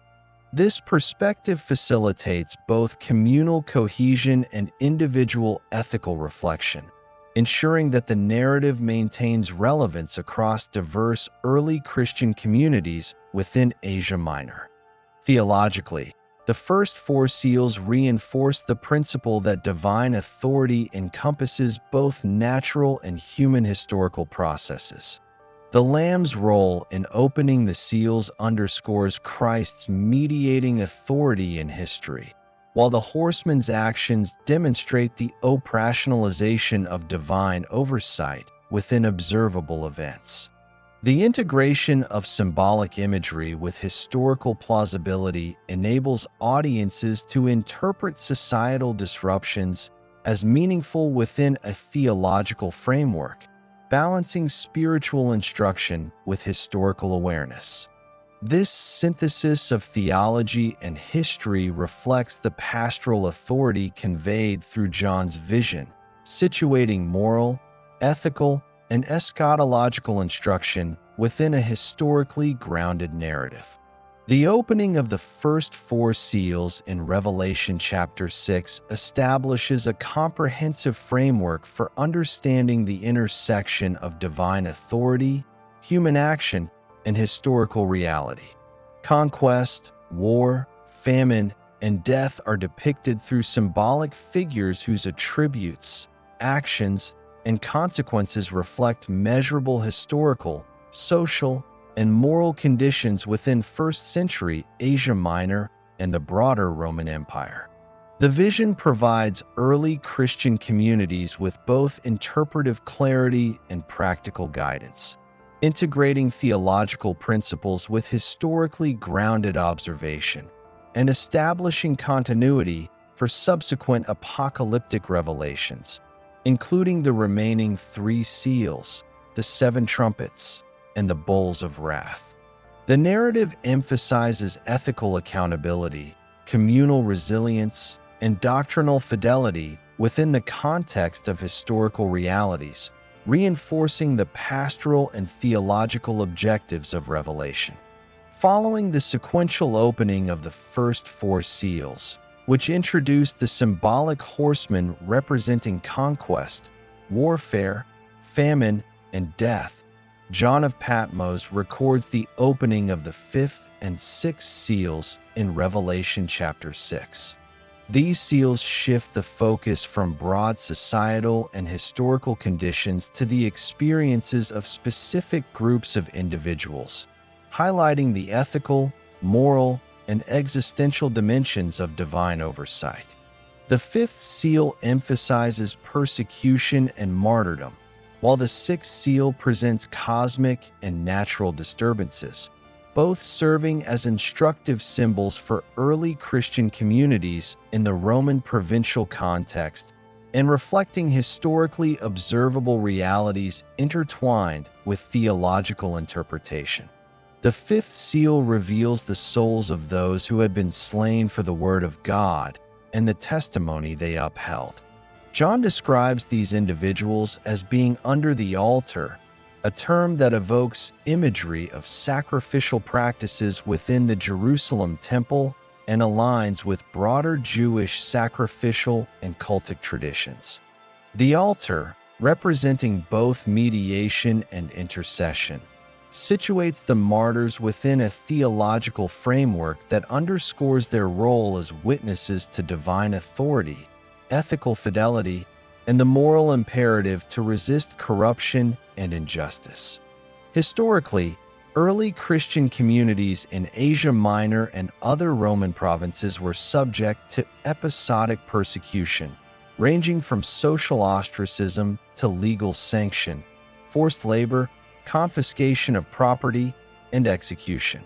Such persecution was not uniform, but varied in intensity and frequency, depending on local administrative policies, imperial edicts, and the disposition of provincial authorities. The fifth seal reflects these historical realities, translating them into symbolic language that reinforces both the spiritual significance of martyrdom and the ethical imperative for endurance and steadfastness. The narrative identifies the martyrs as calling out for justice, asking how long it would be before God would judge and avenge their blood. This reflects the broader first-century context of limited legal recourse, delayed justice, and the pervasive threat of arbitrary authority within Roman governance. Early Christian communities experienced both tangible oppression and the psychological impact of witnessing injustice, which contributed to an acute awareness of mortality, social vulnerability, and the potential consequences of moral conviction. The depiction of martyrs under the altar integrates these historical and social factors with theological instruction, emphasizing the principle that God's justice is assured and will ultimately address human wrongdoing, providing both reassurance and moral imperative for those enduring persecution. In response to the martyr's plea, John records the issuance of white robes to the souls under the altar. White garments in biblical and ancient Near Eastern symbolism represent purity, righteousness, and consecration, indicating the moral and spiritual vindication of those who have remained faithful under trial. The assignment of white robes conveys the theological principle of divine recognition for ethical and spiritual integrity, situating historical experiences of suffering within a broader moral and eschatological framework. The narrative thus links human endurance with ultimate reward, demonstrating continuity between immediate ethical action, communal identity, and divine oversight. The sixth seal introduces a dramatic and symbolically complex series of cosmic disturbances, including a great earthquake, the darkening of the sun, the moon turning to blood, and the falling of stars from the sky. In historical and cultural terms, such phenomena were interpreted in both Jewish apocalyptic literature and Roman eschatological thinking as indicators of divine intervention, societal upheaval, or significant transitions in human affairs. Earthquakes were relatively common in Asia Minor, including regions such as Ephesus, Smyrna, and Laodicea, which were located in seismically active zones. These seismic events, sometimes accompanied by secondary consequences such as building collapse and economic disruption, were integrated into contemporary symbolic frameworks as indicators of both physical and moral instability. The use of celestial imagery, including solar and lunar phenomena, aligns with long-standing interpretive traditions in which unusual cosmic events were perceived as signs of impending judgment or transition. John describes the earth shaking and mountains and islands being moved from their places, This imagery conveys both physical and socio-political instability, reflecting historical experiences of natural disasters, territorial shifts, and the consequences of human activity, including urban development, warfare, and economic displacement. Early Christian communities would have recognized these images as both symbolic representations of disruption and as reflections of observable conditions affecting urban centers, trade routes, and rural populations. The depiction of mountains and islands emphasizes both immensity and permanence, highlighting the significance of events capable of affecting foundational structures in society, governance, and human settlement. The darkening of the sun and the moon turning to blood communicates a reversal of natural order and an interruption of human expectations of stability and continuity. Solar and lunar phenomena, particularly eclipses and atmospheric effects, were recorded in historical accounts and often interpreted as omens or divine signs. Within the apocalyptic framework, these events symbolize the disruption of societal norms, impending judgment, and the cosmic scale of divine action. Early Christian audiences, familiar with both Jewish prophetic traditions and Roman cultural interpretations of celestial events, would have understood these signs as indicators of divine intervention and moral accountability, integrating natural observation with ethical and theological instruction. The stars falling from the sky, described in the text, reinforce the magnitude of cosmic disturbance and convey a symbolic disruption of established order. Stars, often associated with angels or spiritual beings in Jewish and early Christian literature, represent moral and spiritual authority, oversight, and guidance. Their fall signifies both the vulnerability of human institutions and the reordering of cosmic and moral hierarchies under divine governance. Historically, meteoric or astronomical phenomena, though relatively rare, were observable and recorded in both Roman and Jewish sources, lending a tangible basis to the symbolic narrative. This blending of empirical observation and apocalyptic symbolism enabled early Christian communities to interpret extraordinary events as meaningful within a coherent theological and historical framework.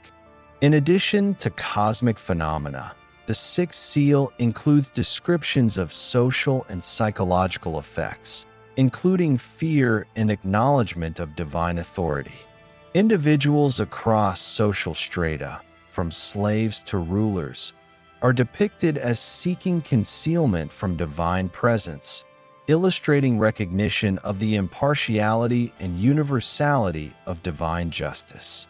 This reflects historical realities in which communities experienced both tangible disruption and moral reflection during periods of instability, including famine, military conflict, and natural disasters.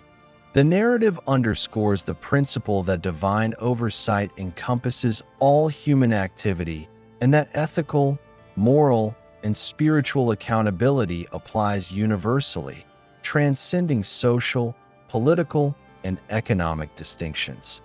Thematically, the fifth and sixth seals emphasize the interplay between suffering, accountability, and divine authority. The martyrs' recognition of injustice and their expectation of vindication situates human suffering within a moral and theological context, demonstrating that historical experiences of persecution are both meaningful and subject to divine redress. The cosmic disturbances of the sixth seal situate human action within a broader temporal and spatial framework, illustrating the interdependence of natural, societal, and ethical dimensions. This integration of micro and macro-level perspectives provides early Christian communities with a comprehensive framework for interpreting both immediate challenges and long-term consequences.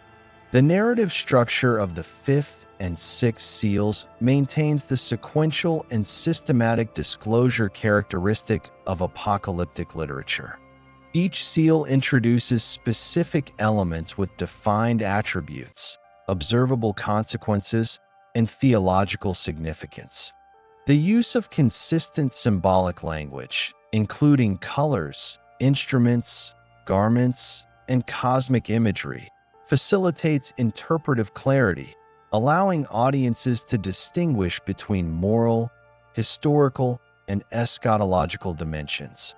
This structured approach reflects both literary conventions and pastoral objectives, providing guidance, reassurance, and instruction to communities facing persecution and societal disruption. Theologically, the fifth and sixth seals establish principles regarding the relationship between human experience, divine justice, and historical causality. The martyr's intercession under the altar emphasizes the ethical imperative of faithfulness, integrity, and witness, while the cosmic disturbances highlight the scope and comprehensiveness of divine authority. Together, these elements reinforce the continuity of divine oversight across temporal, social, and natural dimensions, situating historical events within a coherent moral and theological framework. Early Christian audiences would have recognized both the empirical and symbolic significance of these images, interpreting persecution and cosmic disruption as interconnected components of divine governance. From a historical perspective, the experiences represented by the fifth and sixth seals correspond to documented realities within Roman provincial life. Persecution of Christians, whether episodic or systemic, occurred under imperial policies and local enforcement practices. Recorded cases include legal proceedings, confiscation of property, exile, and execution for refusal to participate in imperial cults or civic religious obligations.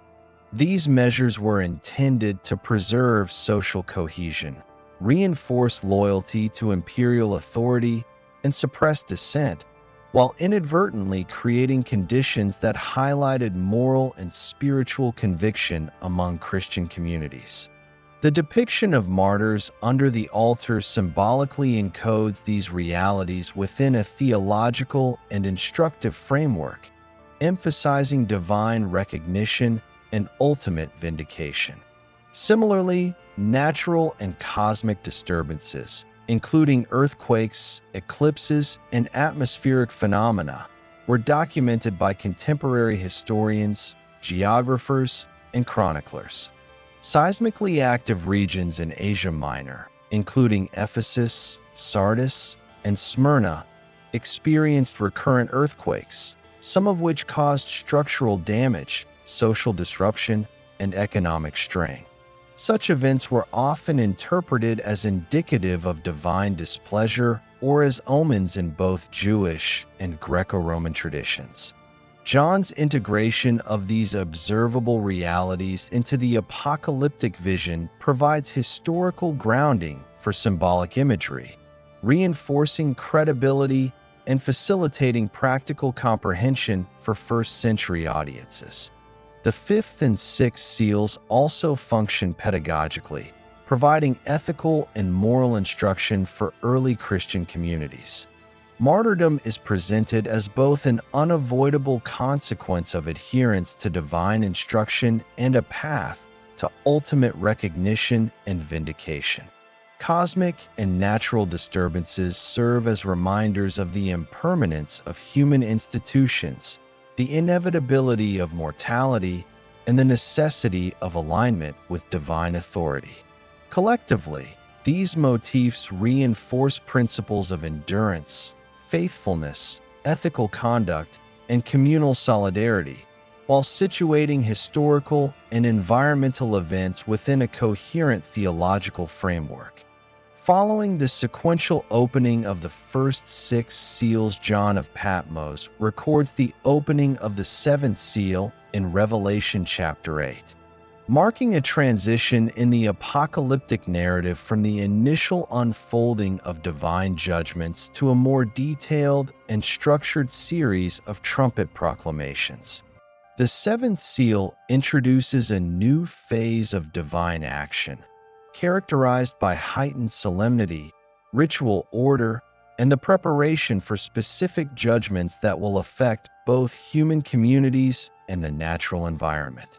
Within the historical context of late 1st century Asia Minor, the narrative serves both as theological instruction and practical guidance for Christian communities experiencing persecution, social marginalization, and the challenges of maintaining doctrinal and ethical integrity under Roman provincial government. The seal is distinguished from the previous 6 by an extended period of silence in heaven, described as lasting approximately half an hour.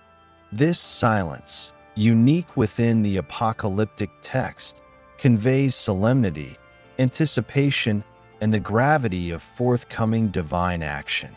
Theologically, the pause functions as a preparatory interval, emphasizing the importance of the events that will follow and framing the trumpet judgments within a structured liturgical and cosmic order. Historically, pauses or periods of silence within ritual and ceremonial contexts were employed in both Jewish and Greco-Roman practices to signify transition, reverence, or the presence of ultimate authority.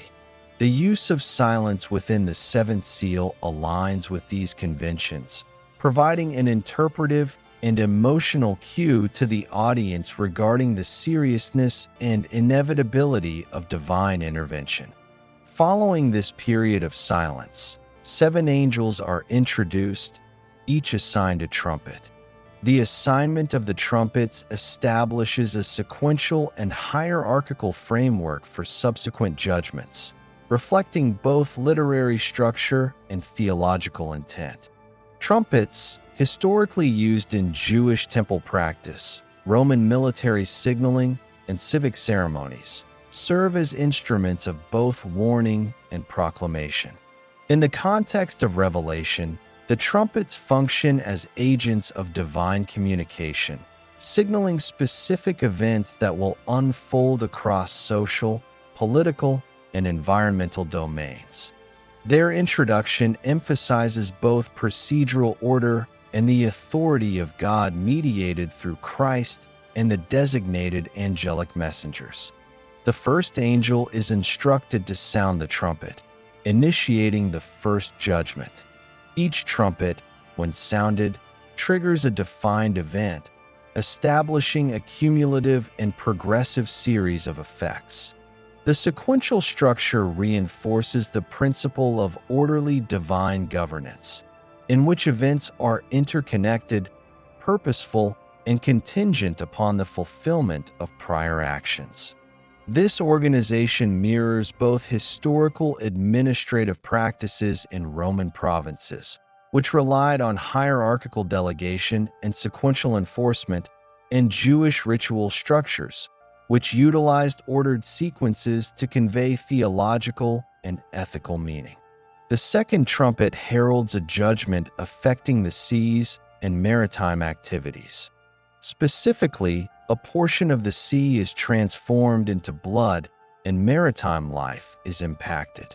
In 1st century Asia Minor and the wider Mediterranean world, trade and transportation were heavily dependent on maritime routes, and disruptions to these systems would have immediate and tangible consequences for commerce, social cohesion, and resource distribution. The symbolism of the sea and its contamination aligns with both the practical realities of the Roman provincial economy and broader apocalyptic motifs in which water represents both life and divine judgment.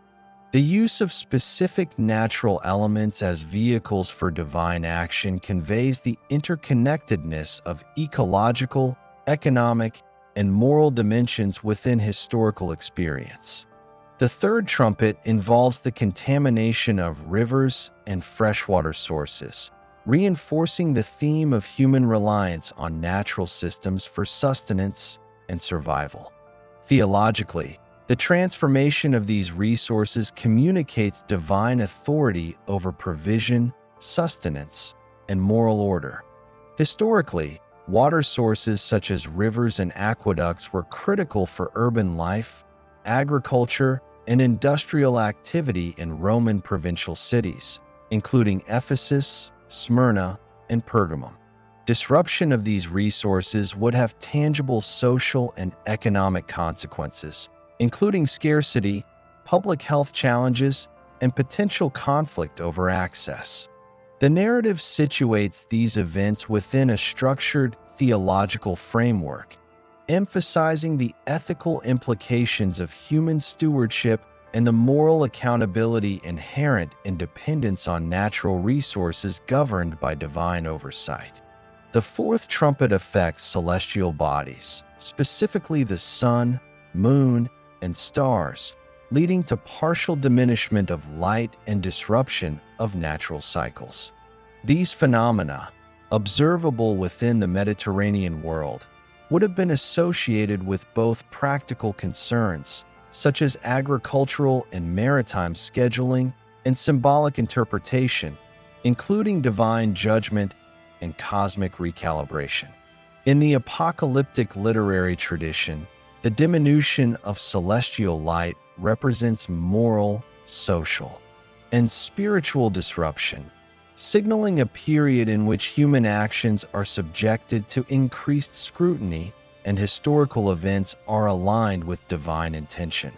Early Christian audiences would have recognized these patterns as both empirical and symbolic, integrating observation with theological instruction. The fifth trumpet introduces the first of two woe pronouncements, highlighting intensified consequences for human communities. John describes the release of a locust-like swarm from the abyss or bottomless pit, capable of inflicting pain and disruption without causing immediate mortality. The imagery draws on Old Testament precedents, including the plagues of Egypt and prophetic warnings in Joel and Exodus, and integrates these motifs into a first-century apocalyptic framework. Historically, locust swarms and agricultural plagues were recurrent challenges in the Near East and Mediterranean, capable of devastating crops, disrupting food supply, and undermining social stability. The symbolic description aligns these observable phenomena with moral and ethical instruction, reinforcing the principle that human societies remain subject to divine oversight and accountable to cosmic order. The sixth trumpet escalates the narrative by releasing 4 angels bound at the Euphrates River, a historically significant boundary marking Roman-Persian spheres of influence. These angels are permitted to execute judgment by unleashing a military force, interpreted as a symbolic representation of human armies or geopolitical upheaval. The Euphrates, historically a site of strategic significance, serves as a geographic anchor for the narrative, connecting apocalyptic symbolism with tangible historical and political realities. Roman provincial populations would have understood the potential consequences of regional military mobilization, including displacement, economic disruption, and social tension, aligning empirical observation with theological instruction regarding divine authority and human responsibility. The interludes between trumpet judgments provide additional insight into the ethical and pastoral dimensions of the narrative. These interludes emphasize the perseverance, witness, and moral integrity of early Christian communities, particularly in the face of persecution, social instability, and environmental disruption. By situating human experience within the framework of sequential divine action, the text reinforces both accountability and hope, offering instruction for maintaining ethical conduct and doctrinal fidelity. The narrative integrates cosmic, social, and natural elements into a coherent instructional structure, illustrating the interdependence of environmental, political, and moral dimensions within historical experience. The literary and theological structure of the seventh seal and the introduction of the seven trumpets maintains consistency with preceding seals while establishing a new phase of progressive revelation. The silence preceding the trumpet judgments, the sequential numbering of angels and events, and the specificity of affected domains reflect both literary conventions of apocalyptic writing and practical considerations of audience comprehension. Early Christian readers or listeners familiar with Jewish prophetic tradition, Greco-Roman ritual, and empirical observation would have interpreted these sequences as both morally instructive and historically intelligible, enabling reflection on divine governance, societal conduct, and individual ethical responsibility. Theologically, the seventh seal emphasizes both the solemnity and inevitability of divine action. The transition from general societal and historical conditions represented by the first six seals to specific, directed judgments conveyed through the trumpets underscores a principle of ordered execution within divine oversight. This structure communicates to early Christian audiences that historical events, natural phenomena, and human consequences are interrelated and subject to a coherent divine plan. The mediation of authority through angels reflects established cosmological frameworks, situating the unfolding of divine purposes within a hierarchy of governance that parallels, in symbolic form, human administrative and ritual structures. From a historical perspective, the introduction of the trumpets corresponds to observable phenomena in both social and environmental domains. Natural disasters, including earthquakes, locust infestations, and atmospheric irregularities, were recurrent in Asia Minor and the broader Mediterranean region, impacting trade, agriculture, and urban stability. Military mobilizations and political turbulence, reflected in the imagery of the sixth trumpet, correspond to documented provincial and regional conflicts, including uprisings, local insurrections, and the movement of Roman legions. By encoding these realities in symbolic language, the narrative communicates both theological principles and practical instruction to communities experiencing uncertainty, persecution, and socio-political complexity. The sequence of trumpet judgments also reinforces ethical imperatives. Early Christian communities were called to maintain faithfulness, perseverance, and communal solidarity amid external pressures. The specificity of judgments, targeting both natural and human systems, illustrates the interconnectedness of moral, social, and environmental responsibilities. The structured disclosure underscores the principle that human action, whether ethical or immoral, interacts with historical and natural processes under the purview of divine authority. This perspective provides interpretive guidance for communities navigating complex realities, linking observable experience with theological reflection and pastoral instruction.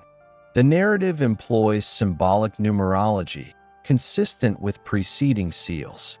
7, representing completeness and divine perfection, structures the sequence of trumpets, reinforcing the totality and coherence of divine action.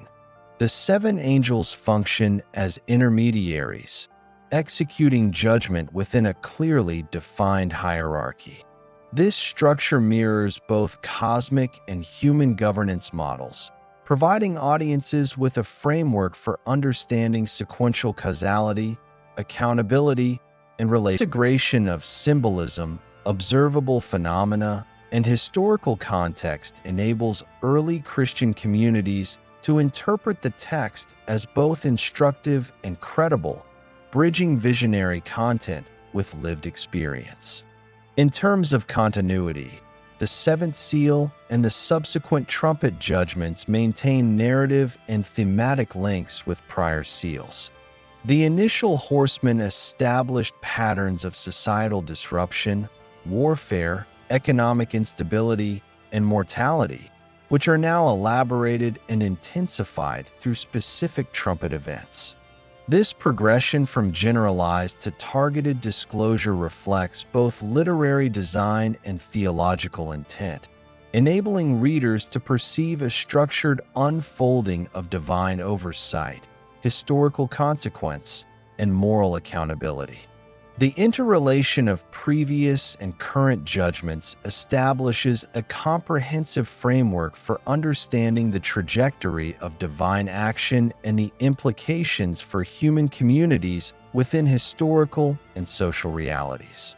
The seventh seal also provides a transition toward more expansive and detailed depictions of eschatological fulfillment. By introducing the trumpets, the narrative shifts from thematic illustration of human and societal conditions to the execution of specific judgments affecting identifiable domains, including natural resources, military activity, and cosmic order. Following the opening of the seventh seal, John of Patmos records the sequential sounding of 7 trumpets in Revelation chapters 8 through 11. Representing a structured and progressive series of divine judgments directed toward both natural and human realms. The trumpet judgments continue the narrative established by the previous seals, while introducing specific events and consequences with both symbolic and historically resonant significance. Each trumpet serves as an instrument of divine communication, signaling disruption, accountability, and the integration of human, ecological, and cosmic realities within the providential oversight of God. The historical context of late 1st century Asia Minor, under the reign of Roman Emperor Domitian, 81 to 96 AD, provides a framework for understanding the implications of these events for early Christian communities experiencing persecution, social marginalization, and complex environmental and economic challenges. The first trumpet heralds a judgment upon the earth, producing hail and fire mixed with blood that falls upon the land. This imagery draws on earlier prophetic traditions in the Hebrew Scriptures, including descriptions in Exodus, Joel, and Isaiah, in which natural phenomena serve as both moral instruments and indicators of divine authority. Historically, the regions of Asia Minor and the Levant were susceptible to meteorological events, including hailstorms, lightning, and localized wildfires. The mixture of fire and blood functions symbolically, conveying both destructive capacity and moral significance. Early Christian communities would have interpreted these events as theologically instructive, emphasizing the principle that human societies are subject to divine oversight, and that ethical conduct influences the operation of both human and natural systems. The second trumpet targets maritime domains, producing the contamination of 1/3 of the sea, resulting in the death of marine life and disruption of shipping and commerce. The Mediterranean and Aegean seas were critical arteries for trade, communication, and supply in the Roman Empire, particularly for cities such as Ephesus, Smyrna, and Pergamum. Disruption of these waterways would have significant economic and social consequences, including scarcity of food, interruption of trade networks, and localized instability. Symbolically, the sea represents both abundance and human interconnection. Its contamination communicates divine accountability for human exploitation, moral failure, and social injustice, reinforcing ethical instruction for communities reliant on shared resources.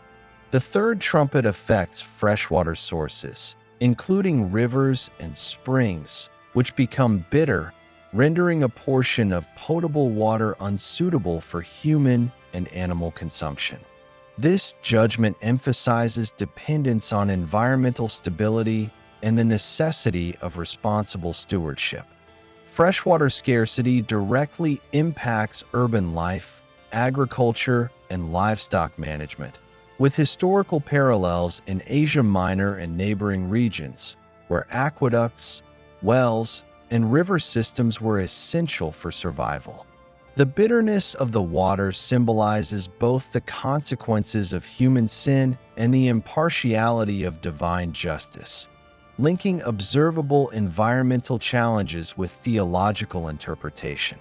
The fourth trumpet targets celestial bodies, resulting in the diminishment of the sun, moon, and stars, reducing their light by 1/3.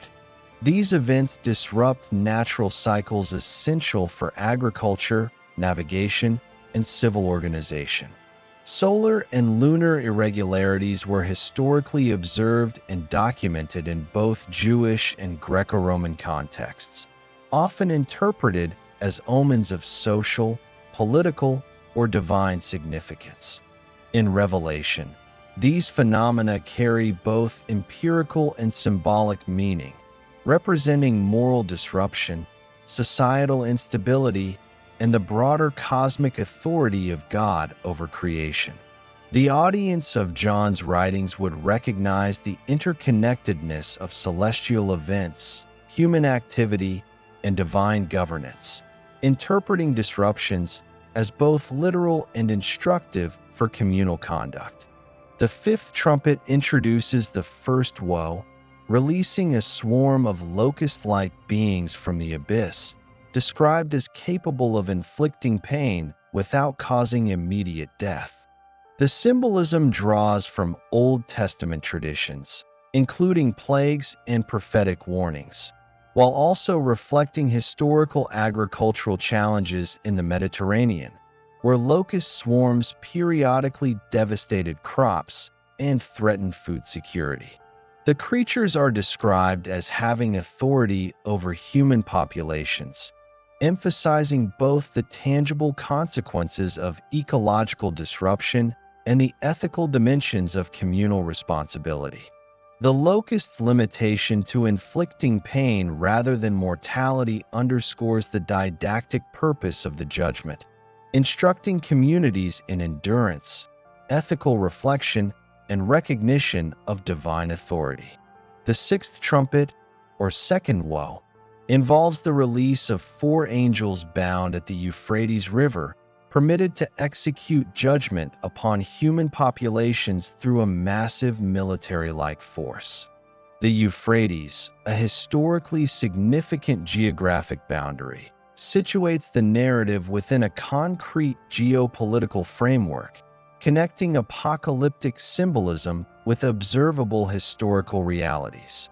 Roman and Parthian spheres of influence intersected in this region, and military mobilizations, whether symbolic or actual, represented substantial social, economic, and political disruption. The deployment of angelic forces as instruments of judgment reflects apocalyptic conventions, situating human conflict within a theological framework that emphasizes divine oversight, accountability, and historical contingency. Early Christian communities would have interpreted these judgments as both symbolic and historically resonant, aligning observation with ethical instruction. Interludes between trumpet judgments provide additional theological and pastoral guidance. John records visions of worship, prayer, and the persistence of faithful communities amid the unfolding judgments. These interludes emphasize moral endurance, doctrinal fidelity, and communal cohesion, highlighting the necessity of ethical conduct and spiritual vigilance in the face of systemic challenges, natural disasters, and social pressures. The inclusion of worship and testimony interludes reinforces the principle that divine authority operates in conjunction with human ethical and spiritual response, demonstrating the interplay of human action, historical circumstance, and theological instruction. The seventh trumpet, culminating the sequence, announces the fulfillment of God's plan and the establishment of divine sovereignty over all temporal and spatial domains. The sounding of the seventh trumpet signals both completion and transition, emphasizing the comprehensive nature of divine oversight and the integration of moral, social, and cosmic realities. Historical and social contexts, including the lived experiences of early Christian communities under Roman rule, reinforce the plausibility and instructive value of these events, situating apocalyptic symbolism within recognizable patterns of governance, natural events, and societal consequence. Each trumpet judgment integrates historical plausibility with symbolic and theological meaning. Hail, fire, locust-like creatures, and celestial disturbances correspond to natural phenomena observable within the Mediterranean and Near Eastern context, while disruptions to the seas, rivers, and food supply reflect tangible socioeconomic vulnerabilities. Military mobilization imagery corresponds to known political and military structures, including the presence of Roman legions, provincial conflicts, and strategic regional considerations. The text, therefore, maintains continuity between observed reality, historical plausibility, and theological instruction, providing early Christian communities with a framework for ethical reflection and practical comprehension of complex events. Theologically, the trumpet judgments emphasize accountability, endurance, and the cumulative consequences of human action. Early Christian audiences are presented with scenarios illustrating the interplay of sin, societal dynamics, natural events, and divine oversight. The progressive intensification of the trumpets, culminating in the seventh trumpet, communicates the principle that human history is neither random nor exempt from moral and spiritual consequence. This perspective reinforces pastoral objectives, providing instruction regarding ethical fidelity, communal cohesion, and recognition of divine authority across temporal and social domains. Literary and symbolic conventions in the trumpet sequence maintain continuity with the preceding seals while introducing greater specificity and detail. Sequential numbering, defined agents of judgment, and explicit domains of effect facilitate comprehension and provide a structured framework for interpretation. The repetition of numeric, spatial, and temporal motifs reinforces interpretive clarity, enabling audiences to distinguish between symbolic, historical, and ethical dimensions. Early Christian communities, familiar with Jewish prophetic tradition, Roman administrative order, and natural phenomena, would have recognized both the plausibility and instructive purpose of these sequences. And sixth trumpets, in particular, illustrate the integration of historical, environmental, and social realities with apocalyptic instruction. Locust-like swarms correspond to agricultural disruption and scarcity, while military mobilization imagery reflects potential regional conflict and social upheaval. These events demonstrate the interconnectedness of ecological, economic, and political factors within historical contexts, situating moral and ethical instruction within a tangible framework. Early Christian audiences, experiencing real vulnerabilities in trade, agriculture, and governance, would have understood the practical as well as theological implications of these judgments, reinforcing the pastoral authority of the narrative. The trumpet judgments also underscore the principle of divine impartiality and universality. The effects of each trumpet are neither limited to specific classes nor restricted to particular regions, reflecting the broader historical reality that natural disasters, socioeconomic disruption, and political conflict affected populations indiscriminately. This universality reinforces ethical instruction, emphasizing the need for moral vigilance, communal solidarity, and spiritual preparedness among all members of early Christian communities. Progression from the first to the seventh trumpet maintains narrative coherence, illustrating both cumulative consequence and hierarchical ordering. The sequence reflects literary and theological strategies characteristic of apocalyptic texts, including structured escalation, thematic intensification, and layered symbolic meaning. Early Christian audiences would have interpreted this progression as evidence of divine organization, historical intelligibility, and ethical instruction, providing both reassurance and guidance amid uncertain and often hostile social environments. In addition to observable historical correlates, the trumpet judgments reinforce moral and pastoral objectives, emphasizing endurance, witness, and communal cohesion. Early Christian communities, facing persecution, social marginalization, and environmental vulnerability, are instructed to recognize both the reality and the meaning of disruptive events. The trumpet sequence situates human action within a framework of accountability and consequence, highlighting the necessity of ethical behavior, doctrinal fidelity, and trust in divine oversight. The narrative integrates cosmic, environmental, and human dimensions, situating historical experience within a coherent theological framework.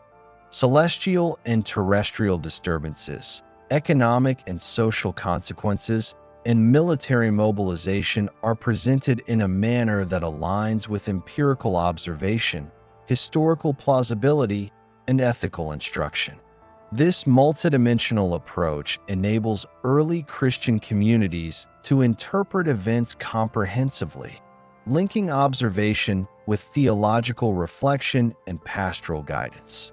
The trumpet judgments thus function as both historical commentary and ethical instruction, providing continuity with previous seals while establishing a structured framework for subsequent revelations, including the narrative of the woman, the dragon, and the beasts. The interrelationship of moral, social, and natural phenomena within the trumpet judgments exemplifies the integration of historical observation and theological symbolism characteristic of apocalyptic literature. Observable events, including environmental disruption, economic scarcity, military mobilization, and celestial irregularities, are encoded with ethical and spiritual significance, enabling early Christian communities to perceive patterns of divine governance, historical consequence, and moral accountability. This comprehensive approach ensures both interpretive clarity and pastoral authority, situating apocalyptic instruction within a historically informed framework. The trumpet sequence, therefore, continues the trajectory established by the first 6 seals, progressing from broad societal conditions to specific and structured interventions. Each trumpet builds upon preceding patterns, intensifying consequences and reinforcing principles of divine oversight, historical accountability, and ethical responsibility. In Revelation chapters 12 and 13, John of Patmos presents a sequence of visions that depict the cosmic and terrestrial conflict between divine authority and worldly powers. Historically interpreted within the context of late 1st century Asia Minor under Roman imperial administration, the narrative introduces a symbolic woman, a dragon, and two beasts, integrating theological motifs, historical realities, and pastoral instruction for early Christian communities confronting social, political, and religious pressures. The imagery combines inherited Jewish apocalyptic motifs with contemporaneous political awareness, employing symbolic representation to convey moral, spiritual, and historical truths relevant to communities navigating persecution and imperial oversight. The vision begins with the figure of a woman clothed with the sun, with the moon under her feet and a crown of 12 stars. This imagery establishes the woman as a symbolically significant entity within a cosmic and historical framework. The 12 stars are commonly associated with the 12 tribes of Israel, situating the woman within a covenantal and historical continuum that links Jewish identity, theological heritage, and prophetic expectation. Historically, the imagery of light, celestial adornment, and cosmic positioning would resonate with audiences familiar with Jewish scripture and Hellenistic symbolism, where celestial bodies frequently indicated authority, moral order, and divine favor. The woman's posture, garments, and crown convey legitimacy, continuity, and protection under divine providence, providing a framework for interpreting subsequent events in both historical and theological dimensions. The woman gives birth to a male child who is destined to rule all nations, an identification historically interpreted as a reference to Jesus of Nazareth within the Christian tradition. The male child's future authority and destiny connect the vision to broader eschatological and redemptive themes present in Jewish messianic expectations, Hellenistic interpretations of kingship, and early Christian proclamation of Christ's authority. In the first-century Mediterranean context, messianic expectations were diverse, ranging from political deliverance to spiritual redemption, and the vision situates the child within both symbolic and historically intelligible frameworks, providing a bridge between prophetic heritage and contemporary Christian understanding. The dragon, described as a great red entity with 7 heads, 10 horns, and 7 crowns, represents the antagonistic forces opposing divine authority. Historical interpretation situates the dragon as a symbol of imperial Rome, characterized by political, military, and religious power that persecuted early Christian communities.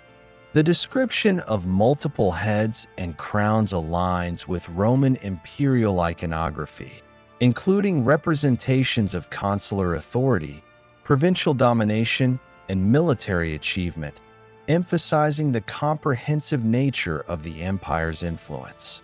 The dragon's red color and aggressive posture communicate both violence and dominance, corresponding to historical experiences of persecution, legal oppression, and societal marginalization faced by Christians in Asia Minor, Judea, and broader Mediterranean regions. The dragon seeks to destroy the male child, symbolizing attempts to undermine divine purposes through persecution, coercion, and systemic oppression. Historically, Roman authorities employed legal mechanisms, taxation, military presence, and social pressure to maintain conformity and suppress dissent, particularly when new religious movements challenged established political or religious norms. Early Christian communities experienced localized arrests, social ostracism, confiscation of property, and physical violence, reflecting tangible historical correlates of the dragon's symbolic activity. The narrative encodes these historical realities into visionary imagery, linking observable oppression with theological interpretation and pastoral guidance. The woman flees into the wilderness, where she is provided with protection and sustenance for 1,260 days, a symbolic period interpreted in relation to historical persecution and prophetic chronologies. The wilderness functions as both a literal and metaphorical space, reflecting regions beyond direct imperial control and providing a framework for the endurance, survival, and resilience of the faithful. Historical parallels include geographically remote areas in Asia Minor and the Levant, where communities could maintain religious practice with relative autonomy, avoiding confrontation with imperial authorities. The period of protection emphasizes temporal limitation, highlighting both divine oversight and the reality of prolonged, though not indefinite, social pressure.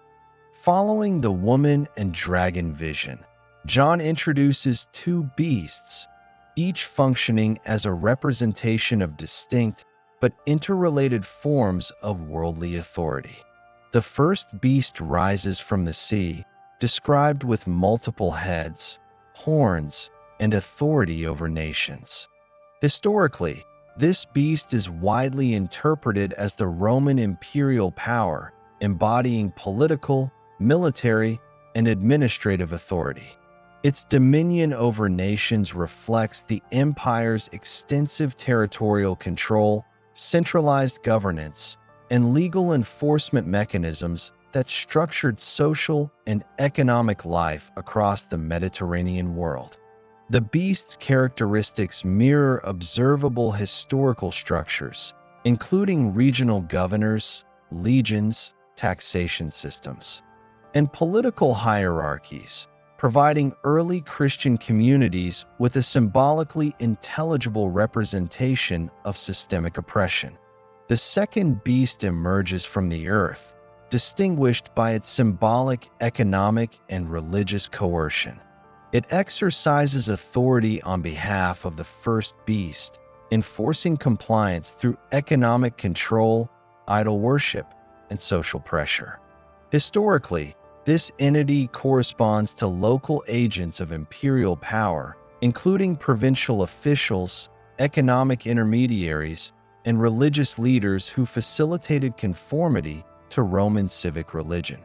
Mechanisms such as mandated sacrifices, civic cult participation, and economic incentives or penalties were employed to integrate communities into the empire's ideological and social structure. The beast's role emphasizes the interconnection of political, economic, and religious pressures faced by early Christian communities, highlighting the multifaceted nature of systemic challenges to faithfulness. The number 666 is introduced in association with the second beast, described as the numerical representation of a name or title. Historically, this has been interpreted using gematria, a system of alphanumeric correspondence common in Hebrew and Greek contexts, linking the number to Emperor Nero or the broader oppressive Roman system. Roman emperors, including Nero, 37 to 68 AD, and Domitian, 81 to 96 AD, were associated with persecution, particularly of Christians, through legal and extra-legal measures.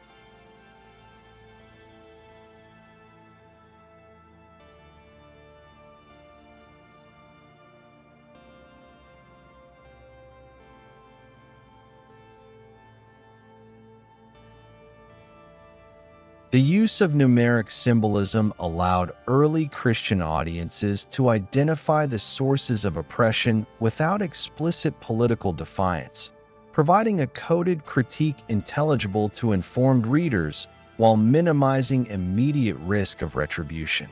The symbolism of 666 thus integrates historical, numerical, and theological dimensions, reinforcing interpretive clarity and pastoral guidance. The narrative describes the beasts exercising authority for 42 months, a period paralleling prophetic chronologies, including references in Daniel and Ezekiel.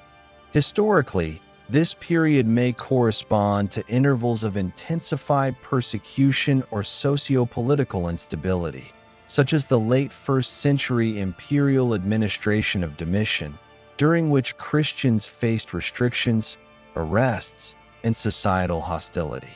The temporal specification situates the narrative within historical experience, providing concrete guidance for understanding duration, intensity, and expectation of tribulation, while maintaining theological coherence with eschatological frameworks. Economic and social pressures, encoded in the imagery of the second beast, include compulsory engagement with imperial cults, taxation, and trade regulations. These measures functioned historically as mechanisms of control, ensuring loyalty to the empire while marginalizing dissenting communities. Christians' refusal to participate in imperial cult activities or to compromise doctrinal fidelity produced social ostracism, economic hardship, and localized persecution. The narrative situates these pressures within a broader cosmic and theological conflict, enabling communities to interpret material and social challenges as manifestations of moral and spiritual realities under divine scrutiny. The interrelation of the woman, dragon, and beasts illustrates the integration of cosmic, political, and social dimensions within apocalyptic vision. The narrative framework situates historical events, observed social conditions, and ethical instruction within a coherent structure, emphasizing the persistence of divine purpose, the reality of worldly opposition, and the necessity of endurance and faithfulness. Early Christian audiences would perceive the symbolic and historical correspondence of these visions, interpreting oppression, economic coercion, and political violence as historically situated challenges with both ethical and theological significance. The sequence emphasizes moral, ethical, and spiritual implications for early Christian communities. The woman's protection and the male child's ultimate destiny illustrate divine oversight and historical teleology, reinforcing the principle that temporal suffering does not negate ultimate divine authority. The dragon and beasts represent systemic and human agents of oppression, integrating observable historical realities with ethical instruction. The narrative functions as both historical commentary and pastoral guidance, providing communities with interpretive tools to navigate persecution, economic constraint, and social marginalization while maintaining doctrinal fidelity.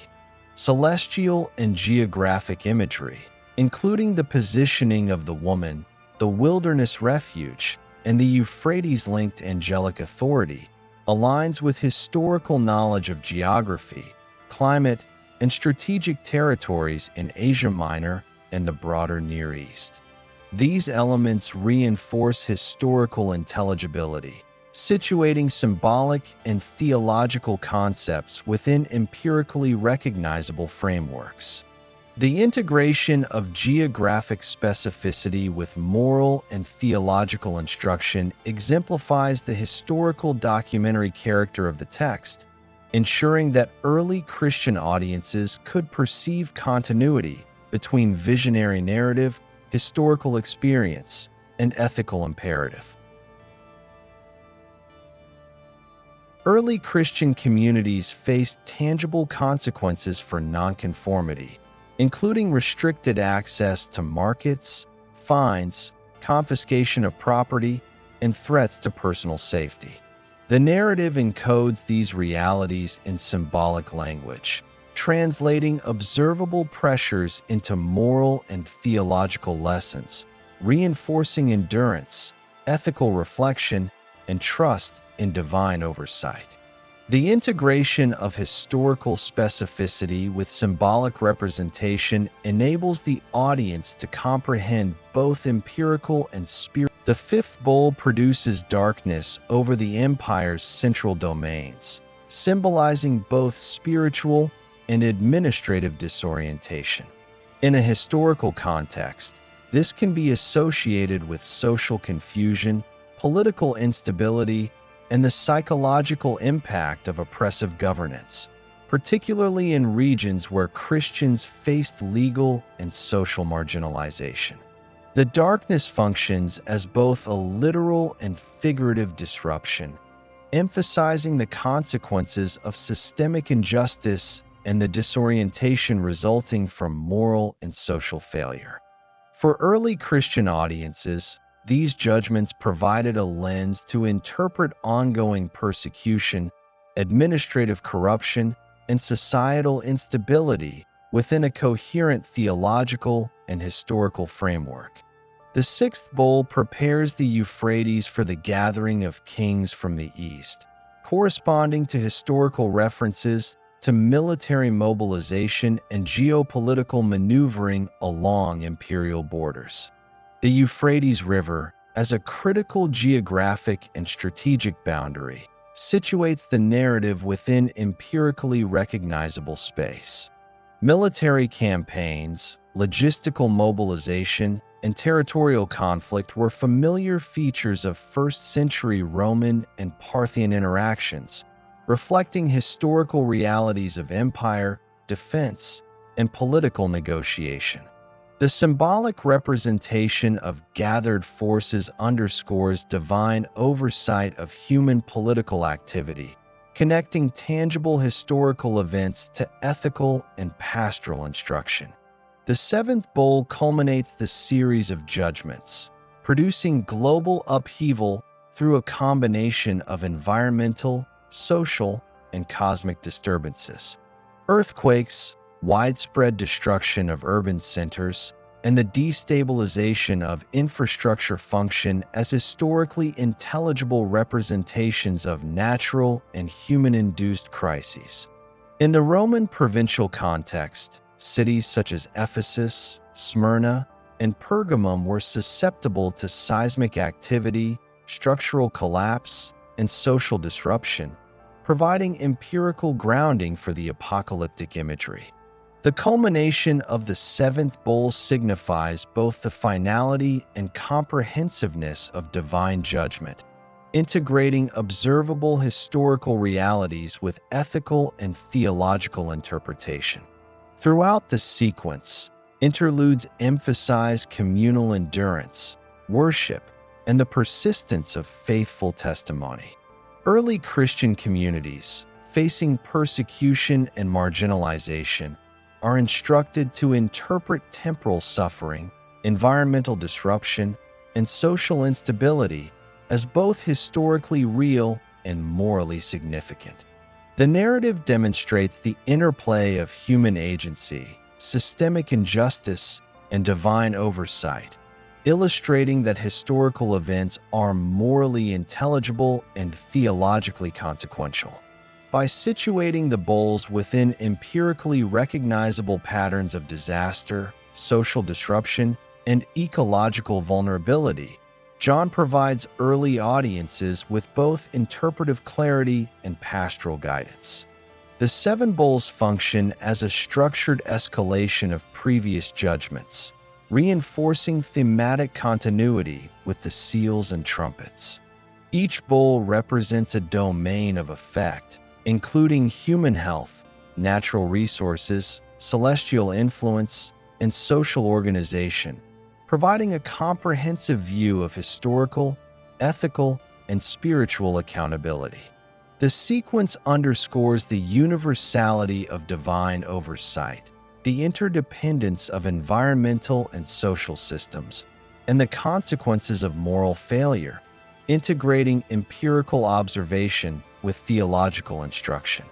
The narrative of Revelation 15 to 16 situates historical, environmental, and social phenomena within a framework of divine authority, emphasizing that human communities are accountable for moral conduct and ethical governance.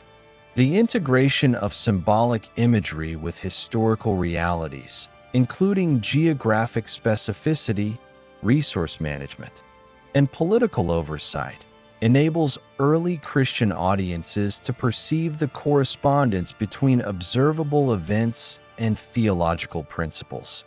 The sequence illustrates that divine justice is enacted through tangible mechanisms, including social, environmental, and political interventions, reinforcing both historical intelligibility and pastoral authority. Theologically, the seven bowls articulate principles of judgment, accountability, and the necessity of ethical response.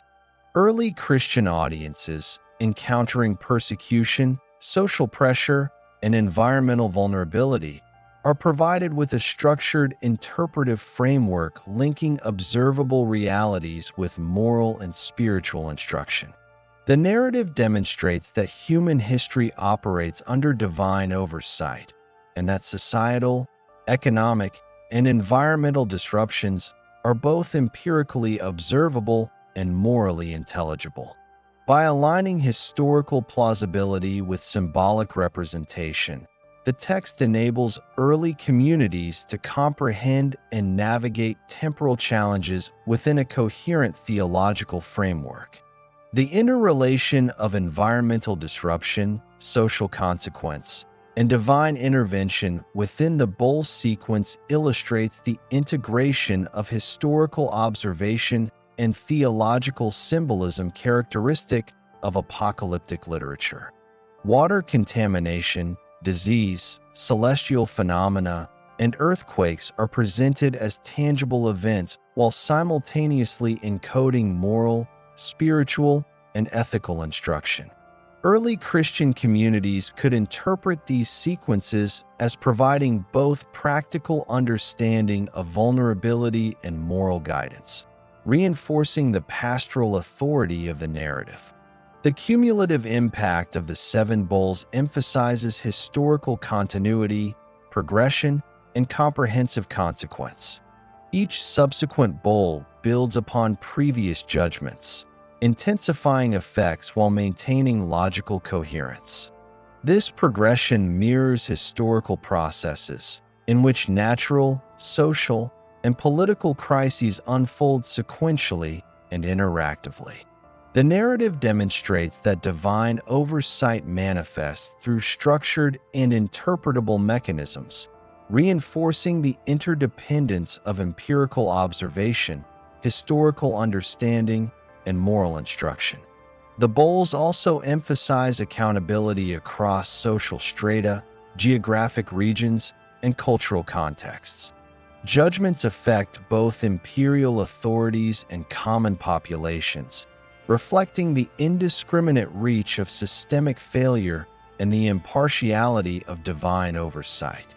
Early Christian communities, experiencing real and potential consequences of Roman policies, local governance, and social marginalization, would recognize both the plausibility and instructive purpose of these judgments. The narrative situates historical experience within a moral and theological continuum, emphasizing endurance, fidelity, and ethical reflection. The seven bowls integrate historical geography, environmental conditions, political structures, and social realities. Specific references to seas, rivers, celestial phenomena, and urban centers correspond to empirical knowledge, while the structure and sequence of judgments provide coherence, continuity, and pedagogical clarity. The alignment of symbolic representation with historically intelligible mechanisms ensures that the narrative remains both instructive and empirically grounded, enabling early Christian audiences to perceive tangible consequences alongside theological meaning. By the conclusion of the seventh bowl, the narrative consolidates themes of moral accountability, historical consequence, and divine sovereignty. Earthquakes, urban destabilization, environmental disruption, and political mobilization function as historically plausible manifestations of divine oversight, illustrating the integration of observable realities with theological principles. Early Christian communities, navigating persecution, economic challenge, and social marginalization, could interpret these events as evidence of divine justice, ethical instruction, and historical coherence. The seven bowls of wrath, therefore, represent both an escalation of previous apocalyptic sequences and a structured integration of historical, social, and environmental observation within a theologically rigorous framework. The narrative maintains chronological continuity with preceding seals and trumpets, illustrating escalating consequences, cumulative disruption, and moral clarity. Early audiences could interpret observable crises in agricultural, urban, economic, and social domains as corresponding to divine principles articulated in the text, reinforcing pastoral authority and historical plausibility.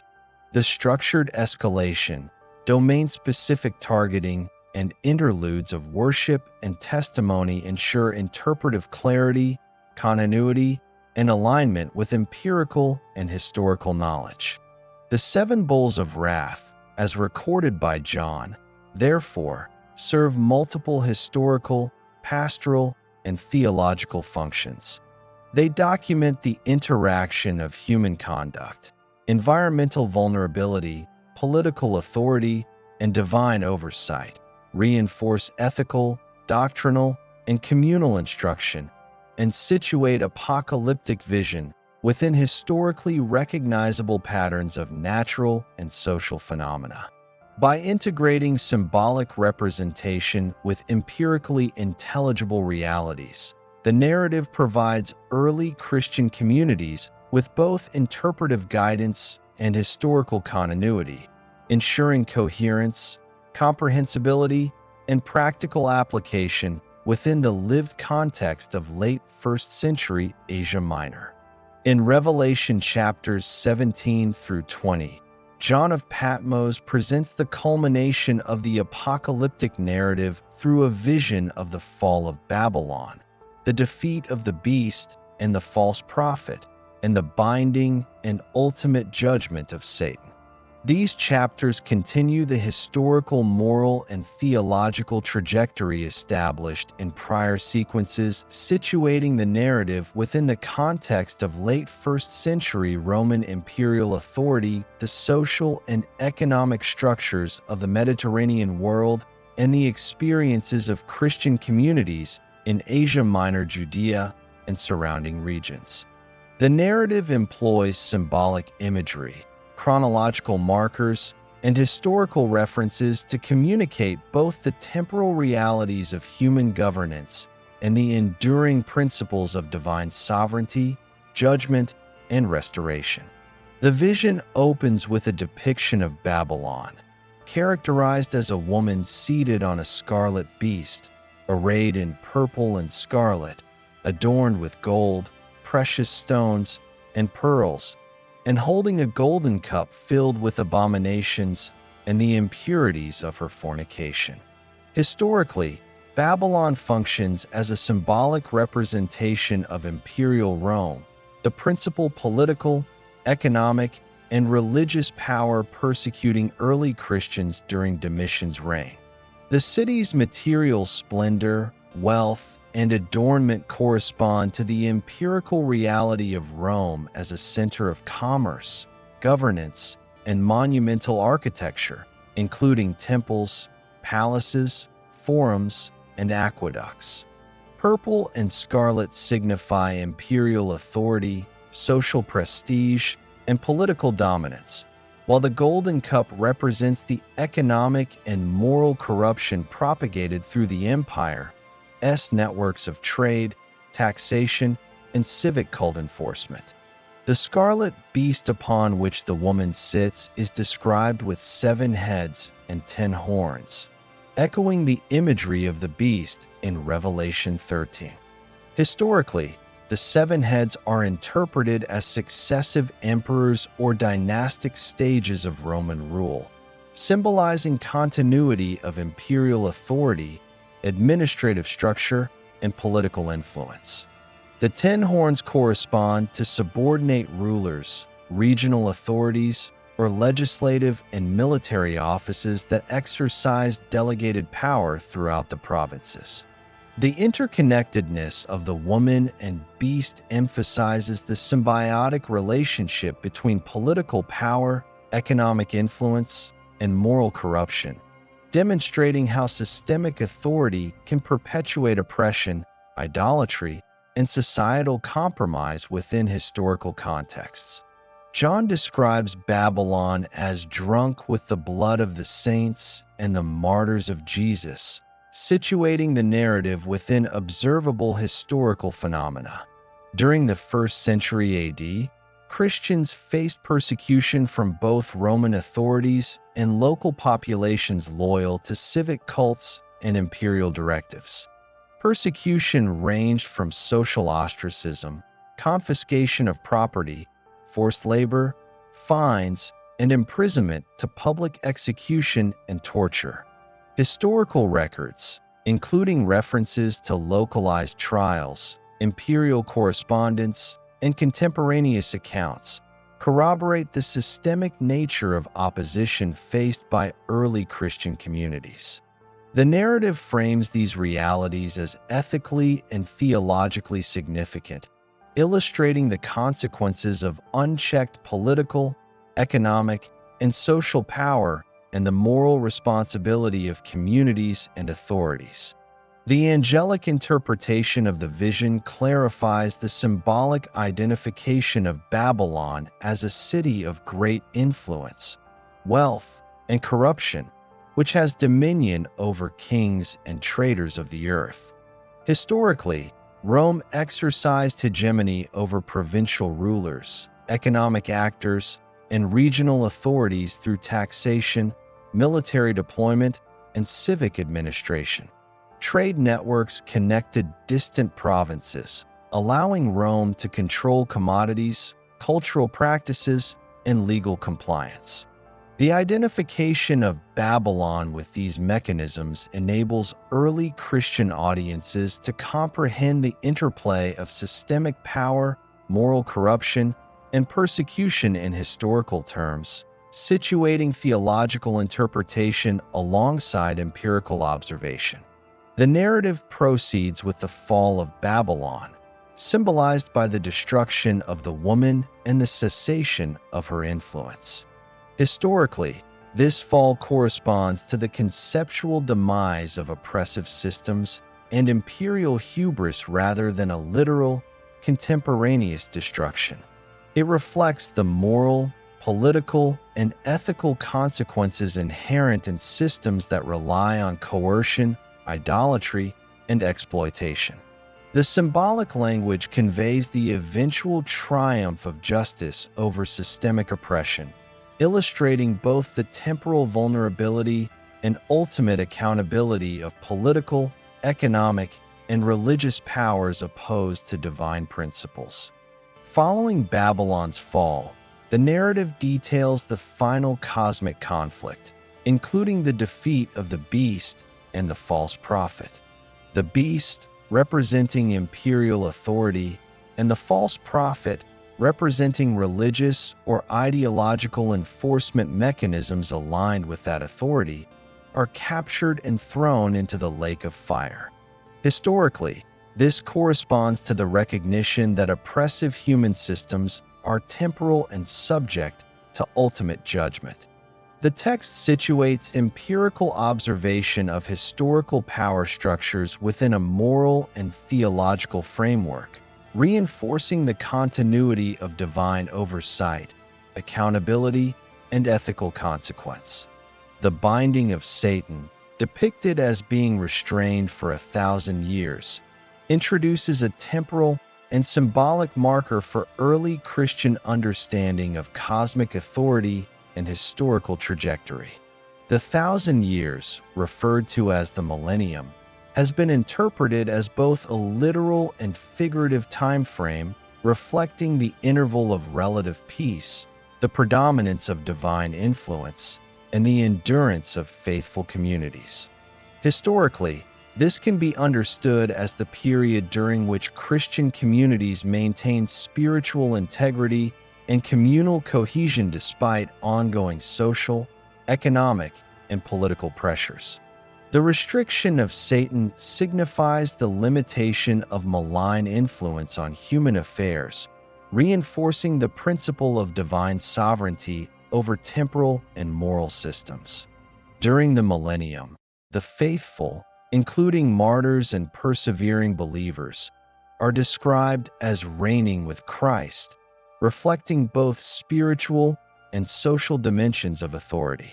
Early Christian communities understood this reign as a period of vindication, recognition, and ethical governance aligned with divine principles. Historically, these concepts correspond to the consolidation of communal identity, doctrinal adherence, and social cohesion among Christian groups navigating complex and often hostile imperial environments. The narrative links observable historical processes, such as community formation, social networks, and leadership structures, with theological instruction, reinforcing the integration of empirical understanding and pastoral guidance. After 1,000 years, Satan is released for a brief period, initiating a final rebellion. This sequence reflects the recurrence of human opposition to moral and divine principles, historically corresponding to ongoing challenges faced by Christian communities in the Mediterranean and Near Eastern provinces. Temporary resurgence of opposition, political instability, or social conflict is represented symbolically, reinforcing the principle that human agency and systemic pressures persist within temporal constraints and are ultimately subordinate to divine authority. The narrative situates historical fluctuation within a broader theological and ethical framework, providing early Christian audiences with interpretive clarity, continuity, and instruction. The final defeat of Satan, the beast, and the false prophet is presented as conclusive and irreversible. They are cast into the lake of fire, symbolizing permanent judgment and the cessation of systemic oppression. Historically, this communicates the principle that moral failure, systemic injustice, and coercive authority are temporally limited and accountable to ethical and divine oversight.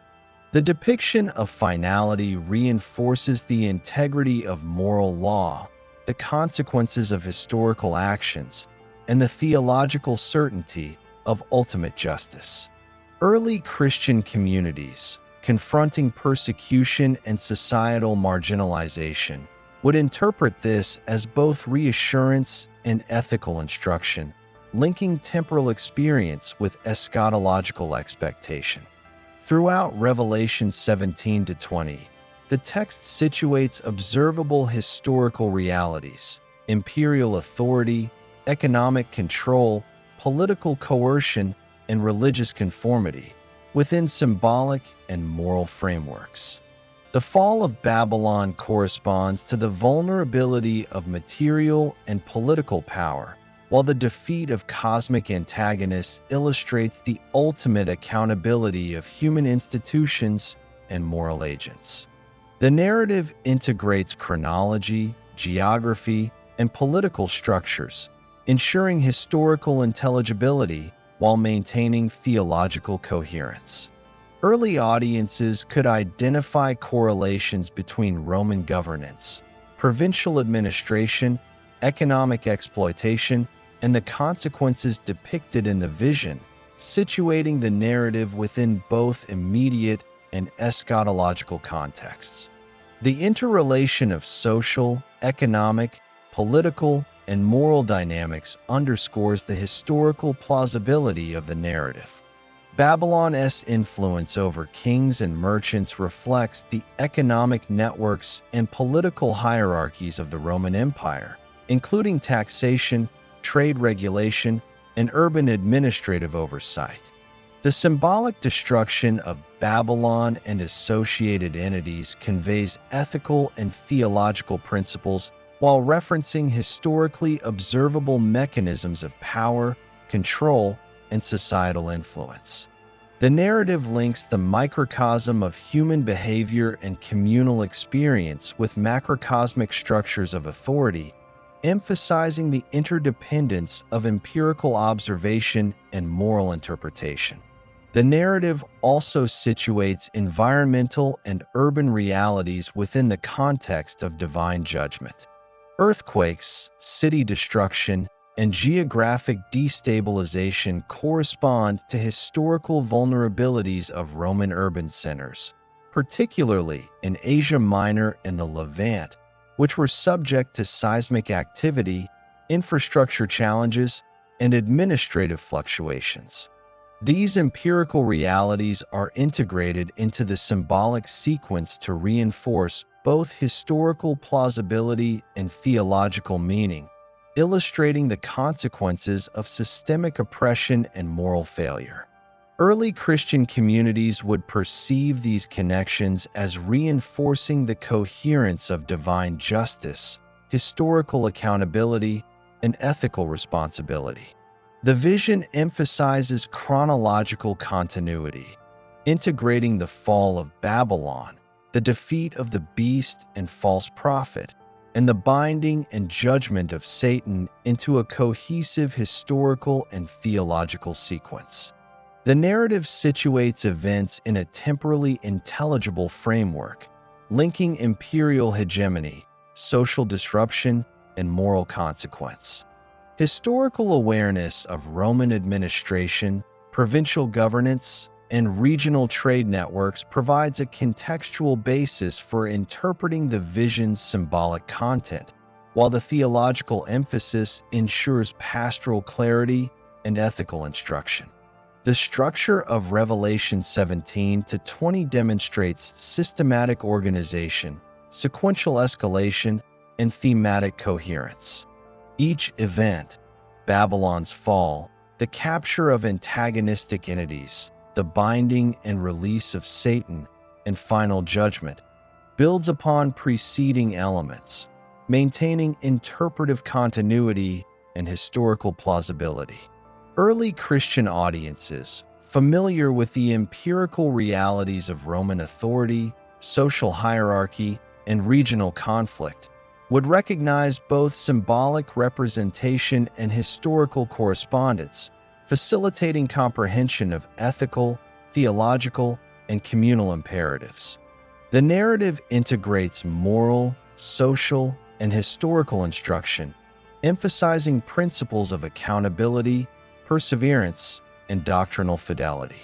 Babylon's fall demonstrates the consequences of corruption, idolatry, and coercive power, while the defeat of the beast, false prophet, and Satan illustrates the ultimate resolution of cosmic and historical conflict in accordance with divine principles.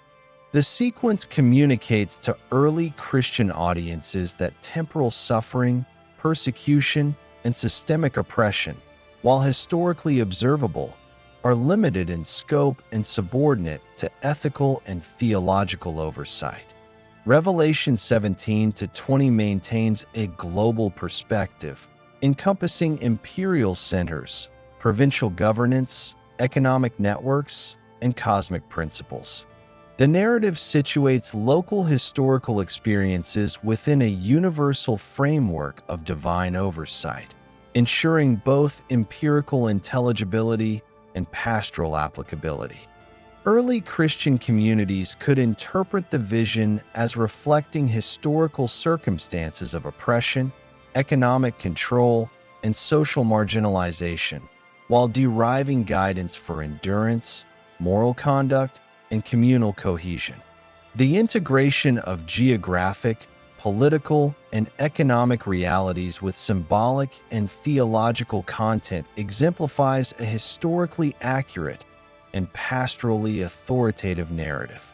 By connecting empirical observation, historical plausibility, and theological meaning, The vision of the fall of Babylon and cosmic conflict serves as both historical commentary and pastoral guidance. The narrative demonstrates continuity with prior sequences, the seals, trumpets, and bowls, illustrating the escalation, culmination, and resolution of divine judgment. Early Christian audiences are provided with interpretive frameworks linking temporal experience, moral responsibility, and eschatological expectation, ensuring coherence, continuity, and practical application within the lived realities of first-century Roman imperial contexts. The fall of Babylon and the cosmic battle reinforce the central principles of divine justice, accountability, and historical continuity. Historical realities, including imperial authority, economic exploitation, social marginalization, urban vulnerability, and regional governance, are integrated into symbolic and ethical representation.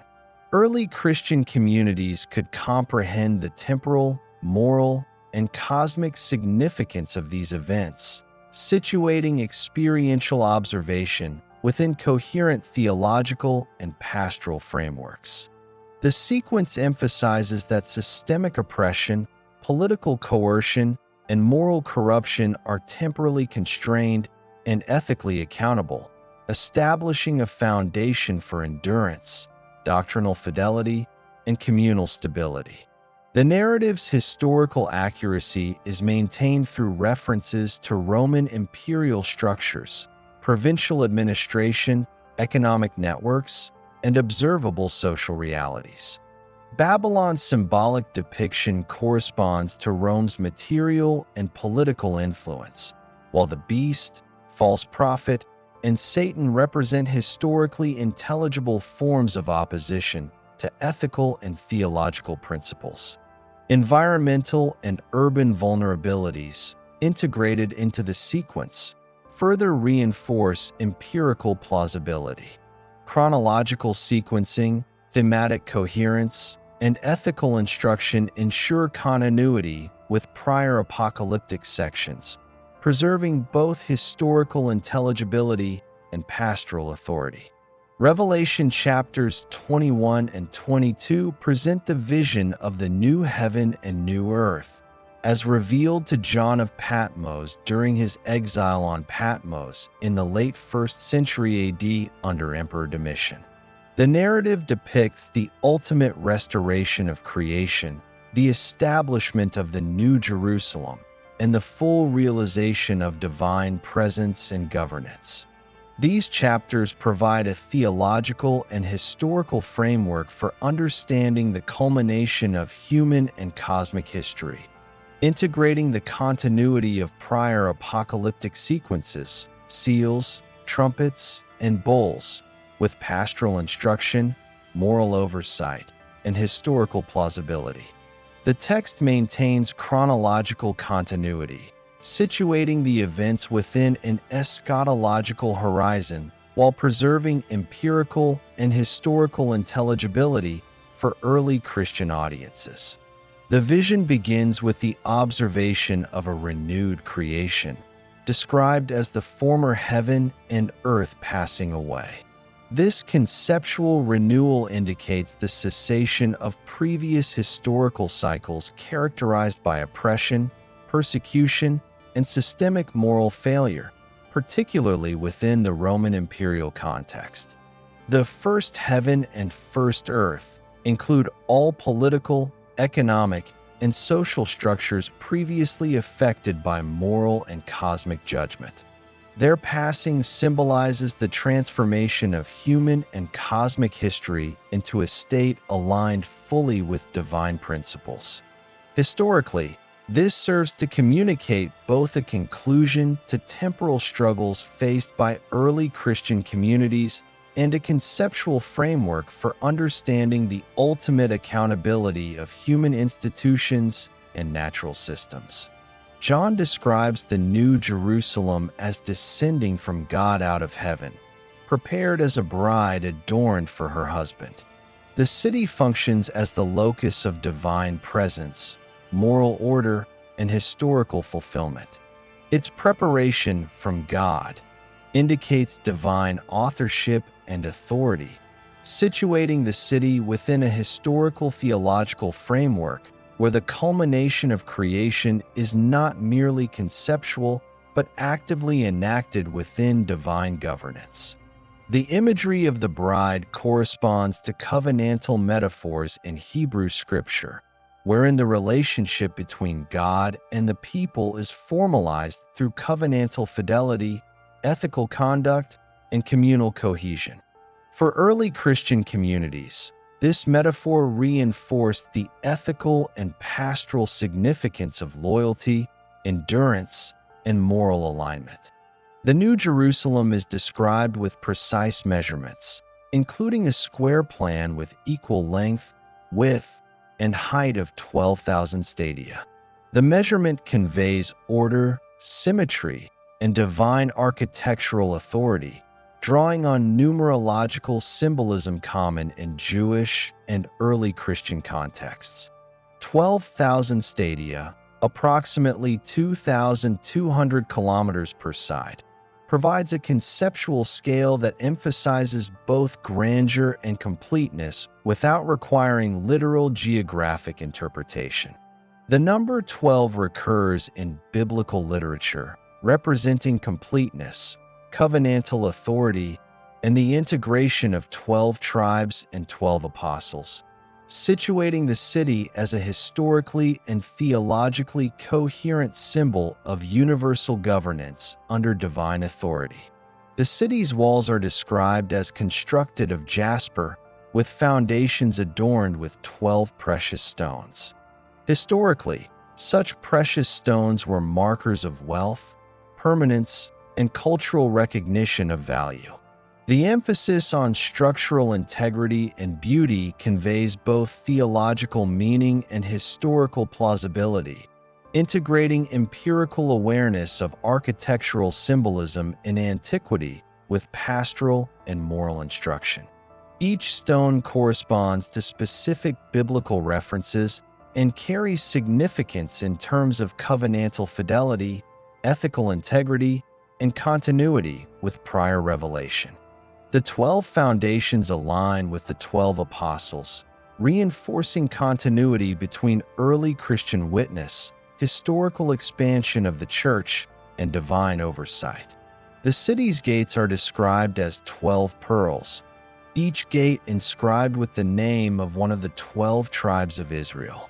Historically, gates in ancient cities functioned as administrative, social, and security structures, providing controlled access to trade, governance, and communal interaction. The symbolic identification of each gate with a tribal name reinforces continuity between the historical Israelite covenant and the emerging Christian covenant community, situating the New Jerusalem as the integration of historical experience and theological fulfillment. The 12 gates, alongside the 12 foundations, provide structural, numerical, and symbolic coherence, linking historical knowledge with pastoral authority and ethical instruction.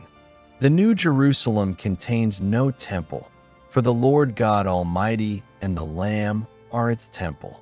Historically, the Jewish temple in Jerusalem functioned as a central locus of ritual, social governance, and communal identity. The absence of a physical temple in the New Jerusalem signifies the fulfillment and transcendence of ritual practices, reflecting both theological development and historical progression. Divine presence permeates the city, ensuring direct access, moral oversight, and communal coherence. For early Christian audiences, this indicated both continuity with prior Jewish religious structures and the completion of covenantal promises through Christological authority. The city is illuminated by the glory of God, requiring no sun or moon, signifying the complete sufficiency of divine governance for historical, social, and cosmic illumination. Historically, natural light was critical for urban planning, agriculture, and social regulation. Its absence in the vision, replaced by divine radiance, communicates the transformation of temporal and empirical systems into a morally and theologically ordered framework. Light functions both symbolically and historically, integrating observable necessity with eschatological fulfillment, ensuring intelligibility for early Christian communities familiar with urban, environmental, and social dependencies on natural illumination. The vision includes the eradication of death, mourning, crying, and pain. Historically, these represent the culmination of human vulnerability, suffering, and systemic instability experienced under oppressive regimes, environmental challenges, and social inequality. The removal of suffering is framed as both the fulfillment of divine promise and the historical rectification of human vulnerability. Early Christian communities, particularly those in Asia Minor facing persecution, economic restriction, and social marginalization, would interpret these assurances as ethically, socially, and historically coherent, emphasizing the continuity of moral accountability and the ultimate rectification of human institutions through divine intervention. The river of the water of life, clear as crystal, proceeds from the throne of God and the Lamb, symbolizing both sustenance and ethical renewal. Historically, flowing water represents life, agricultural sustainability, and community cohesion in Mediterranean and Near Eastern societies. The description, as crystal clear, conveys both purity and accessibility, integrating empirical understanding of water as a life-sustaining resource with theological symbolism. The tree of life, yielding 12 kinds of fruit and providing leaves for the healing of nations, reinforces ecological, social, and ethical dimensions of renewal, connecting the practical necessities of historical existence with covenantal and pastoral instruction. No curse is found in the city, reflecting the removal of historical patterns of oppression, injustice, and systemic failure. Historically, curses were perceived as both moral and social realities, affecting individuals, families, and communities through legal, religious, or social mechanisms. Their removal in the New Jerusalem indicates the eradication of systemic injustice, the ethical realignment of human institutions, and the fulfillment of divine governance. Early Christian communities could interpret this as a historical and moral imperative, situating ethical behavior, doctrinal fidelity, and communal cohesion within a framework of observable cause and effect that is ultimately subject to divine authority. The vision emphasizes universal accessibility, with nations walking by its light and the kings of the earth bringing their glory into the city. Historically, this reflects the inclusion of diverse communities, the integration of geopolitical entities, and the subordination of regional powers to a divinely orchestrated moral order. The narrative situates empirical political, social, and economic realities within a theological continuum, illustrating the integration of historical observation, moral instruction, and pastoral guidance.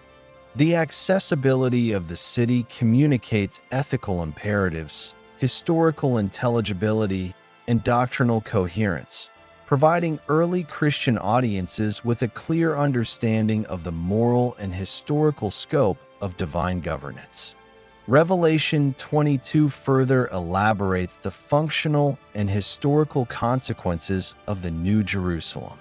The river of life and the tree of life are described as perpetually sustaining the inhabitants, indicating continuity of social, ecological, and moral systems. Historical awareness of water management, agriculture, and urban provisioning informs the plausibility of these descriptions while integrating symbolic and theological instruction. The perpetual flow of resources and the availability of healing indicate both the rectification of prior historical disruptions and the continuity of ethical oversight. Early Christian communities could relate these features to a historical understanding of urban and regional sustainability, integrating empirical observation with theological and pastoral reflection. The city's access is limited to the faithful, those who obey divine commandments and hold testimony of Jesus Christ. Historically, moral and doctrinal conformity functioned as criteria for communal inclusion in early Christian assemblies, influencing social status, access to resources, and participation in worship and governance. The alignment of spiritual and communal eligibility with historical practice reinforces the narrative's intelligibility, ethical coherence, and pastoral applicability. The distinction between those admitted and excluded illustrates the integration of historical social structures with ethical instruction, providing a framework for understanding inclusion, accountability, and communal fidelity. No night occurs in the city, and the servants of God serve him perpetually. Historical observation highlights the integration of labor, ritual, and social cohesion in ancient communities, particularly those in which religious service structured daily life and governance. The removal of temporal limitations, including night, communicates theological transformation while integrating an empirical understanding of labor, resource management, and social organization. Service to God, both historically and symbolically, aligns with structured community activity, continuity of moral oversight, and pastoral instruction, reinforcing historical intelligibility and doctrinal clarity. The vision closes with assurances of immediacy and certainty. Christ declares, "Behold, I am coming soon," situating the historical expectation of eschatological fulfillment within the lived temporal framework of first-century Christian communities. The declaration functions both as a temporal marker and an ethical imperative, linking historical awareness with pastoral instruction. Early audiences could interpret this as a reinforcement of vigilance, endurance, and ethical fidelity, situating lived experience within a coherent theological and historical continuum. The overall narrative of Revelation 21 to 22 integrates empirical realities, historical plausibility, and pastoral authority.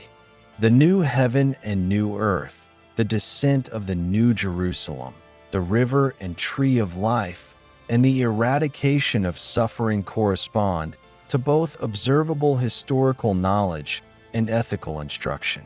Chronological continuity is maintained from prior sequences of seals, trumpets, and bowls, situating temporal and cosmic events within a historically intelligible and morally coherent framework.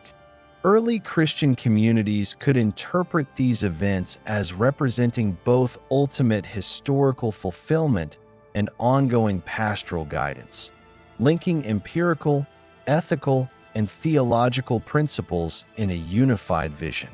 The text emphasizes global and universal dimensions, encompassing nations, cities, and populations, while retaining local and historical intelligibility through specific references to resources, urban planning, governance, and social structures. The integration of moral, social, ecological, and political realities demonstrates a balance of empirical observation with theological symbolism, ensuring that early Christian audiences could comprehend the vision as both historically plausible and pastorally instructive. The depiction of a renewed creation, an organized city, accessible sustenance, and universal moral oversight reinforces continuity, consistency, and ethical instruction, maintaining historical credibility and doctrinal authority. Through Revelation 21 to 22, John of Patmos presents a historically and theologically coherent vision, emphasizing the restoration of creation, the establishment of ethical and social order, and the ultimate accountability of human institutions. The vision integrates urban, ecological, and social elements with moral and pastoral instruction, situating first-century Christian experience within a coherent and historically intelligible framework. Early audiences could comprehend the vision as both empirical and symbolic, interpreting ongoing social, political, and economic realities in light of ultimate divine governance. The new heaven and new earth function as the culmination of historical progression, moral accountability, and pastoral instruction, providing a clear and continuous narrative that integrates observable realities with doctrinal fidelity and ethical guidance. Revelation chapters 1 through 22 collectively provide a structured framework for historical, theological, and pastoral reflection for early Christian communities and for contemporary audiences seeking continuity with first-century practices and experiences. The narrative emphasizes moral integrity, doctrinal fidelity, perseverance amid persecution, and the ultimate sovereignty of divine governance over temporal and systemic authority. These lessons are derived from the sequential development of events: John's visions on Patmos, the letters to the 7 churches, the opening of the 7 seals, the sounding of the 7 trumpets, the pouring of the 7 bowls of wrath, the fall of Babylon, the defeat of the beast and false prophet, the binding of Satan, and the establishment of the new heaven, new earth, and the new Jerusalem. Each narrative sequence conveys historically grounded principles while situating pastoral instruction within empirically recognizable social, political, and economic contexts of the 1st century AD. The first lesson emphasizes endurance and vigilance and faithfulness. The letters to the 7 churches in Asia Minor, Ephesus, Smyrna, Pergamum, Thyatira, Sardis, Philadelphia, and Laodicea, illustrate the practical and ethical challenges faced by early Christian communities under Roman imperial authority. Ephesus demonstrates the tension between perseverance and the loss of initial zeal. Smyrna reflects faithful endurance amid persecution and social marginalization. Pergamum demonstrates adherence to doctrinal purity while contending with ideological compromise. Thyatira reflects the ethical challenge of moral integrity amid social engagement. Sardis demonstrates the dangers of spiritual complacency. Philadelphia emphasizes steadfastness and the preservation of community cohesion, and Laodicea exemplifies the consequences of lukewarm faith and self-sufficiency. These case studies provide historically grounded lessons in resilience, social ethics, and doctrinal fidelity, reflecting the pastoral imperative for contemporary believers to navigate socio-political pressures, economic constraints, and cultural influences with consistent moral discernment. Second, the narrative of the heavenly vision and the sealed scroll underscores the principle of divine authority and discernment in leadership. Christ's reception of the scroll and the exclusive ability to open its 7 seals represent the historical and theological assertion that ultimate moral and governance authority resides in divine structures rather than human institutions. For early Christian communities, this symbolized the limitation of imperial and political coercion, situating ethical and pastoral oversight within a framework of transcendent accountability. Contemporary reflection derives from this historical principle, emphasizing that ethical and doctrinal guidance is aligned with structured, principled authority and that communities must maintain fidelity to divinely sanctioned norms amid complex social and political environments. The four horsemen, revealed through the opening of the first four seals, communicate lessons regarding the consequences of human sin, social disorder, and systemic instability. Conquest, war, famine, and death correspond historically to the vulnerabilities of the Roman Empire and surrounding territories, including military conflicts, economic exploitation, resource scarcity, and epidemics. These historical realities serve as empirical illustrations of moral consequence and systemic cause and effect. Contemporary application draws from this historical reflection, emphasizing that ethical and social choices bear tangible consequences within both communal and broader socio-political contexts. Believers are instructed to understand historical patterns, anticipate outcomes of systemic failure, and exercise moral discernment consistent with ethical imperatives. The fifth and sixth seals, representing martyrdom and cosmic disturbances, provide instruction regarding the endurance of suffering and the presence of divine oversight. The depiction of martyrs under the altar corresponds historically to the persecution faced by early Christians, including social ostracism, confiscation of property, imprisonment, forced labor, and execution. The portrayal of cosmic disturbances, earthquakes, celestial phenomena, and the darkening of the sun represents both symbolic acknowledgement of moral and social disruption and historically observable environmental and societal vulnerabilities. The combination of empirical plausibility and moral instruction reinforces pastoral authority, guiding contemporary believers to interpret personal, communal, and societal trials within frameworks of resilience, ethical perseverance, and moral accountability. The seventh seal and the sequence of the seven trumpets extend these lessons into communal and ecological awareness. Each trumpet, producing symbolic judgment, environmental disasters, plagues, and demonic influences affecting humanity, illustrates the historical interrelation between human agency, social governance, and natural systems.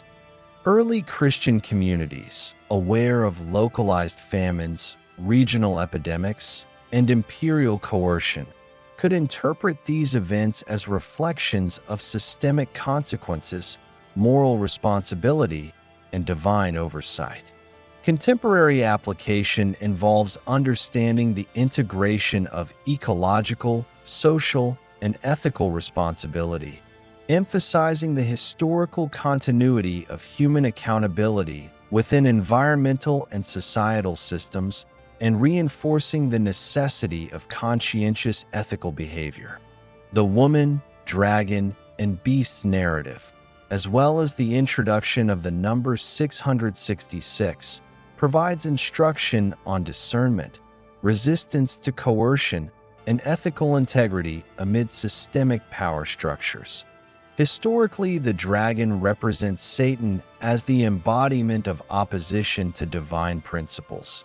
The beast from the sea symbolizes political authority, likely referencing the Roman imperial system, and the beast from the earth reflects economic and religious mechanisms enforcing compliance and coercion. The number 666, often interpreted as a cryptogram for Emperor Nero or a symbol of imperial oppression, situates these challenges within a historically intelligible and empirically observable context.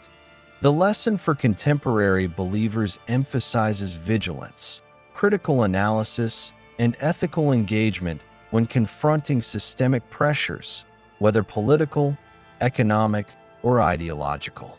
The seven bowls of wrath poured upon the earth illustrate intensified judgment upon systemic corruption, idolatry, and persecution. Historically, these sequences reflect the structural vulnerabilities of first-century urban centers, provincial governance, and imperial economic mechanisms. Plagues, ecological disruption, and social upheaval described symbolically correspond to historical experiences of natural disaster, social dislocation, and political instability. The pastoral lesson reinforces the inevitability of moral consequence, encouraging contemporary believers to evaluate historical patterns, anticipate outcomes of ethical compromise, and maintain integrity within communal, economic, and political systems. The fall of Babylon emphasizes the temporality of corrupt human institutions and the ultimate triumph of moral and divine accountability. Historically, Rome functioned as the locus of systemic oppression, economic exploitation, and religious coercion. Its symbolic destruction communicates both historical plausibility and ethical instruction, illustrating the eventual accountability of those who wield temporal power without moral constraint. Contemporary reflection derives from this historical correlation, emphasizing that social, political, and economic structures are morally and historically accountable, and that ethical governance and doctrinal fidelity are essential for sustainable social coherence. The binding of Satan for 1,000 years, followed by his brief release and ultimate defeat, conveys principles of temporal limitation, systemic accountability, and ethical perseverance. Historical parallels include the capacity of early Christian communities to maintain doctrinal integrity and communal cohesion despite recurrent opposition, localized persecution, and systemic pressures. Contemporary application involves understanding cycles of moral and systemic challenge, maintaining resilience, and recognizing that historical adversities, while persistent, are constrained within frameworks of ethical and theological oversight. The establishment of the new heaven, new earth, and new Jerusalem conveys lessons regarding restoration, moral completion, and integration of ethical and social structures. Historically, these visions correspond to an aspirational model for communal cohesion, governance, and resource allocation. The city's dimensions, structure, and accessibility provide historically intelligible frameworks for understanding order, sustainability, and integration of diverse populations. The River of Life and Tree of Life demonstrate ecological and social provisioning, integrating historical knowledge of environmental, agricultural, and urban management with theological symbolism. The removal of death, mourning, and suffering emphasizes both historical rectification of prior social and environmental vulnerabilities and ethical completion through moral and pastoral oversight. Collectively, these visions instruct contemporary Christians to recognize the interrelation of historical experience, moral accountability, and pastoral responsibility. Empirical observation of social, political, and ecological patterns aligns with theological principles, providing a historically grounded framework for ethical behavior, communal cohesion, and doctrinal fidelity.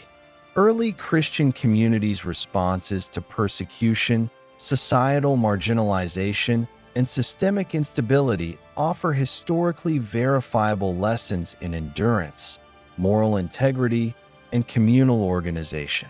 These lessons retain relevance for contemporary believers navigating complex social, political, and ethical landscapes, emphasizing continuity, historical intelligibility, and pastoral application.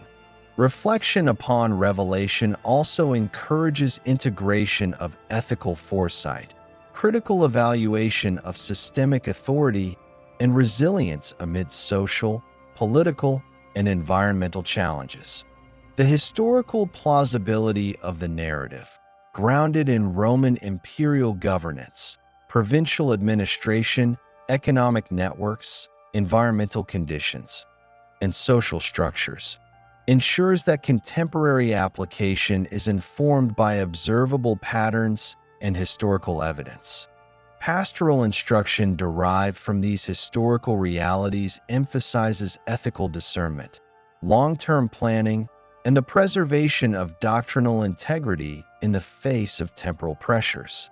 The historical narrative further emphasizes the global and universal dimensions of moral accountability. Nations, kings, and populations are symbolically and historically integrated into the vision, demonstrating the interconnectedness of local, regional, and global ethical dynamics.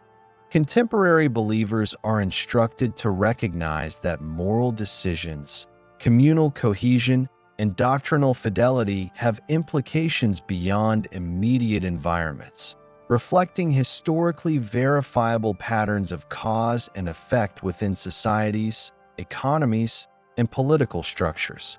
The global perspective underscores the integration of local historical observation with universal ethical and pastoral principles. Revelation also presents lessons regarding the nature of time, historical continuity, and the temporal limits of systemic oppression.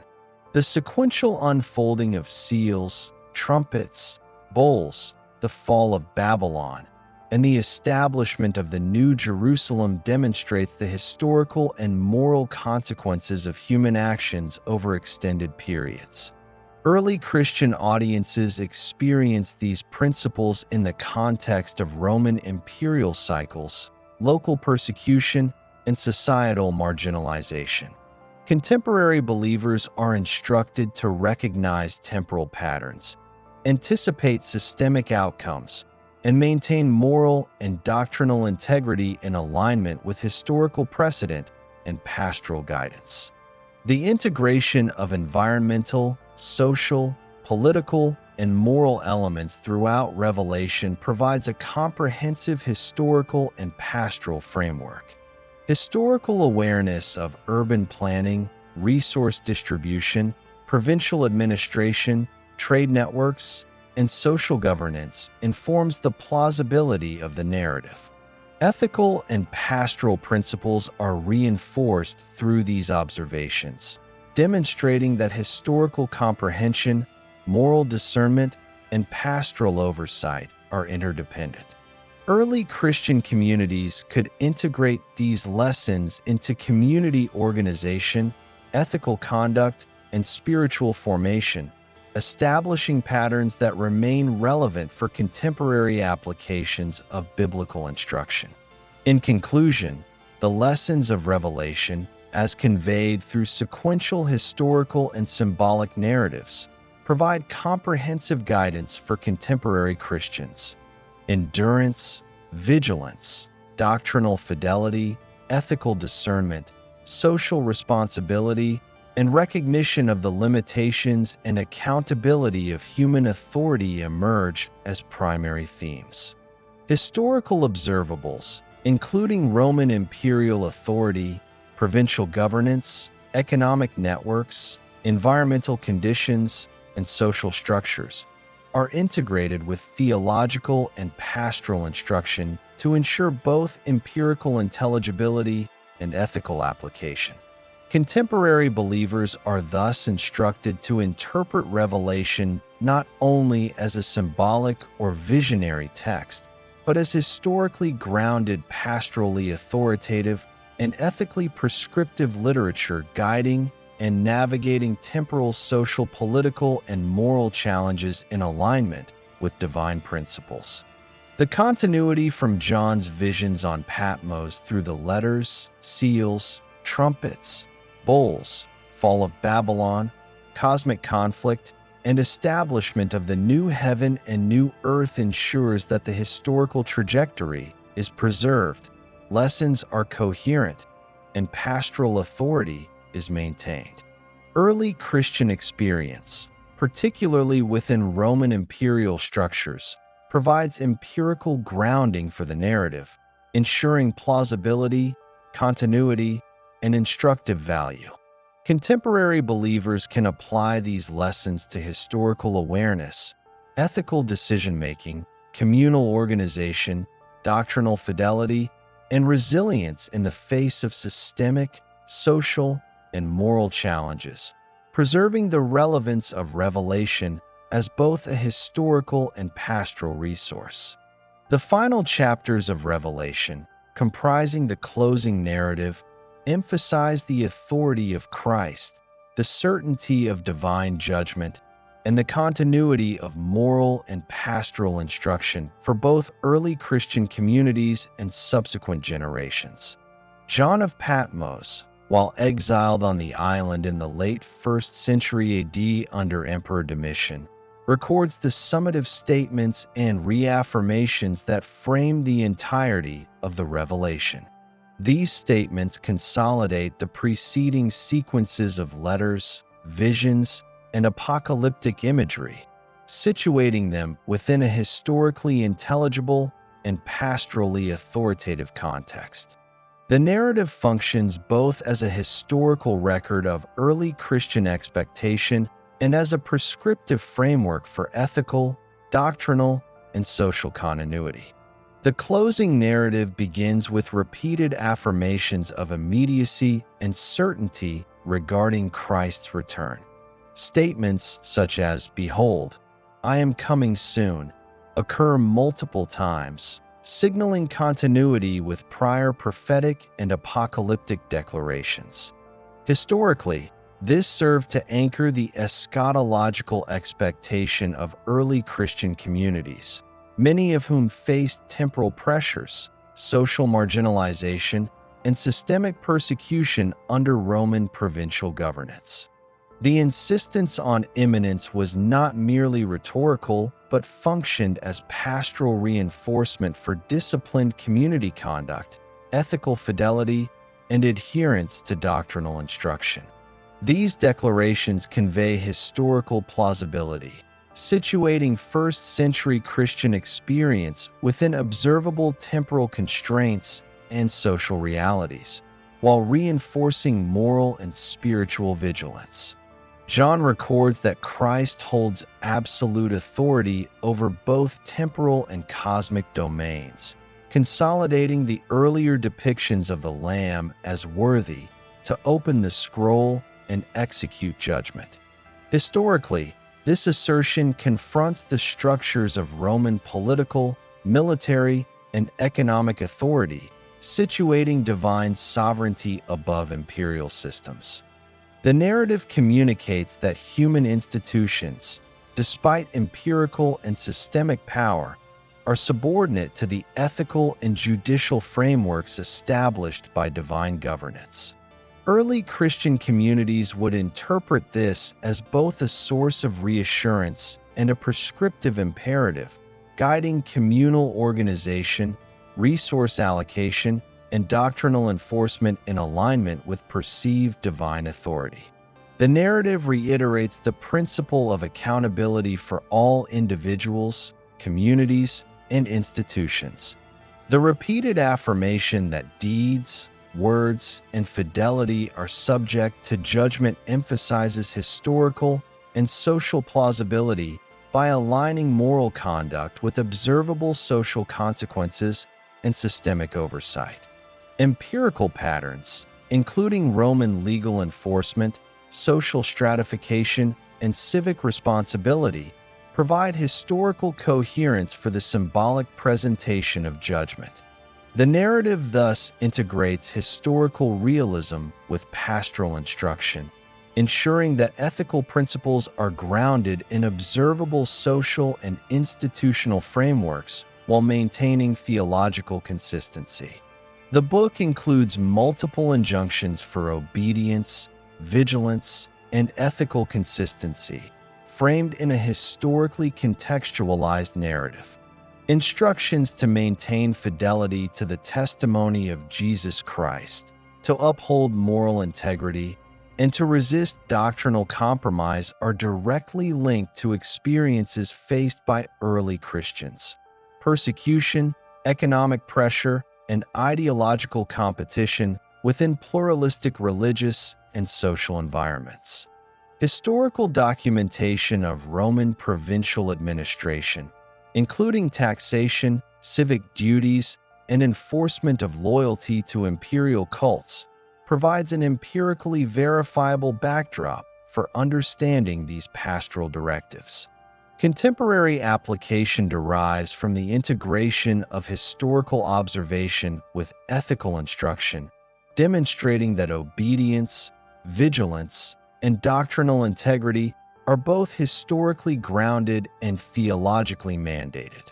The narrative includes specific warnings against adding to or subtracting from the prophetic content of Revelation, emphasizing preservation of textual and doctrinal integrity.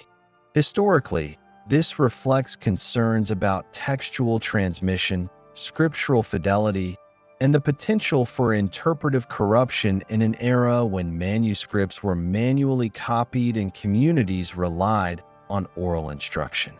The directive ensures continuity of moral, doctrinal, and pastoral guidance across geographically and socially dispersed Christian communities, reinforcing accountability, historical coherence, and the preservation of authoritative teaching.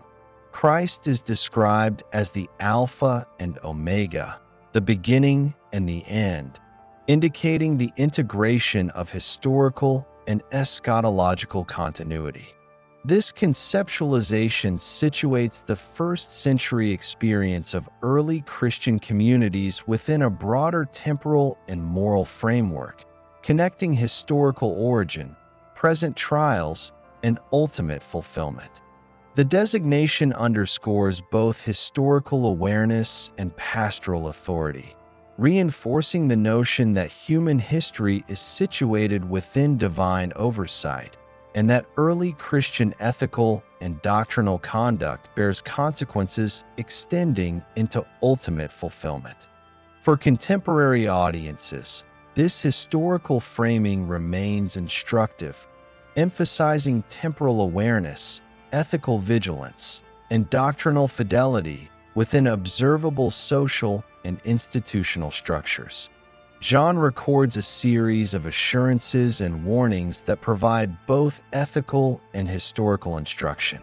Blessings are pronounced upon those who read, hear, and keep the words of the prophecy, reinforcing the principle of moral engagement and attentive study. Historically, this aligns with educational and communal practices within early Christian assemblies, which relied on oral and written instruction to preserve ethical, doctrinal, and social norms. The emphasis on active engagement, retention, and implementation situates the narrative within historical patterns of community formation, pastoral oversight, and ethical reinforcement. Early Christian communities could recognize the practical implications of these instructions for communal cohesion, social accountability, and doctrinal fidelity. Conversely, the narrative includes explicit warnings of judgment for those who fail to adhere to ethical, doctrinal, or communal norms. The certainty of punitive consequences mirrors historical mechanisms within Roman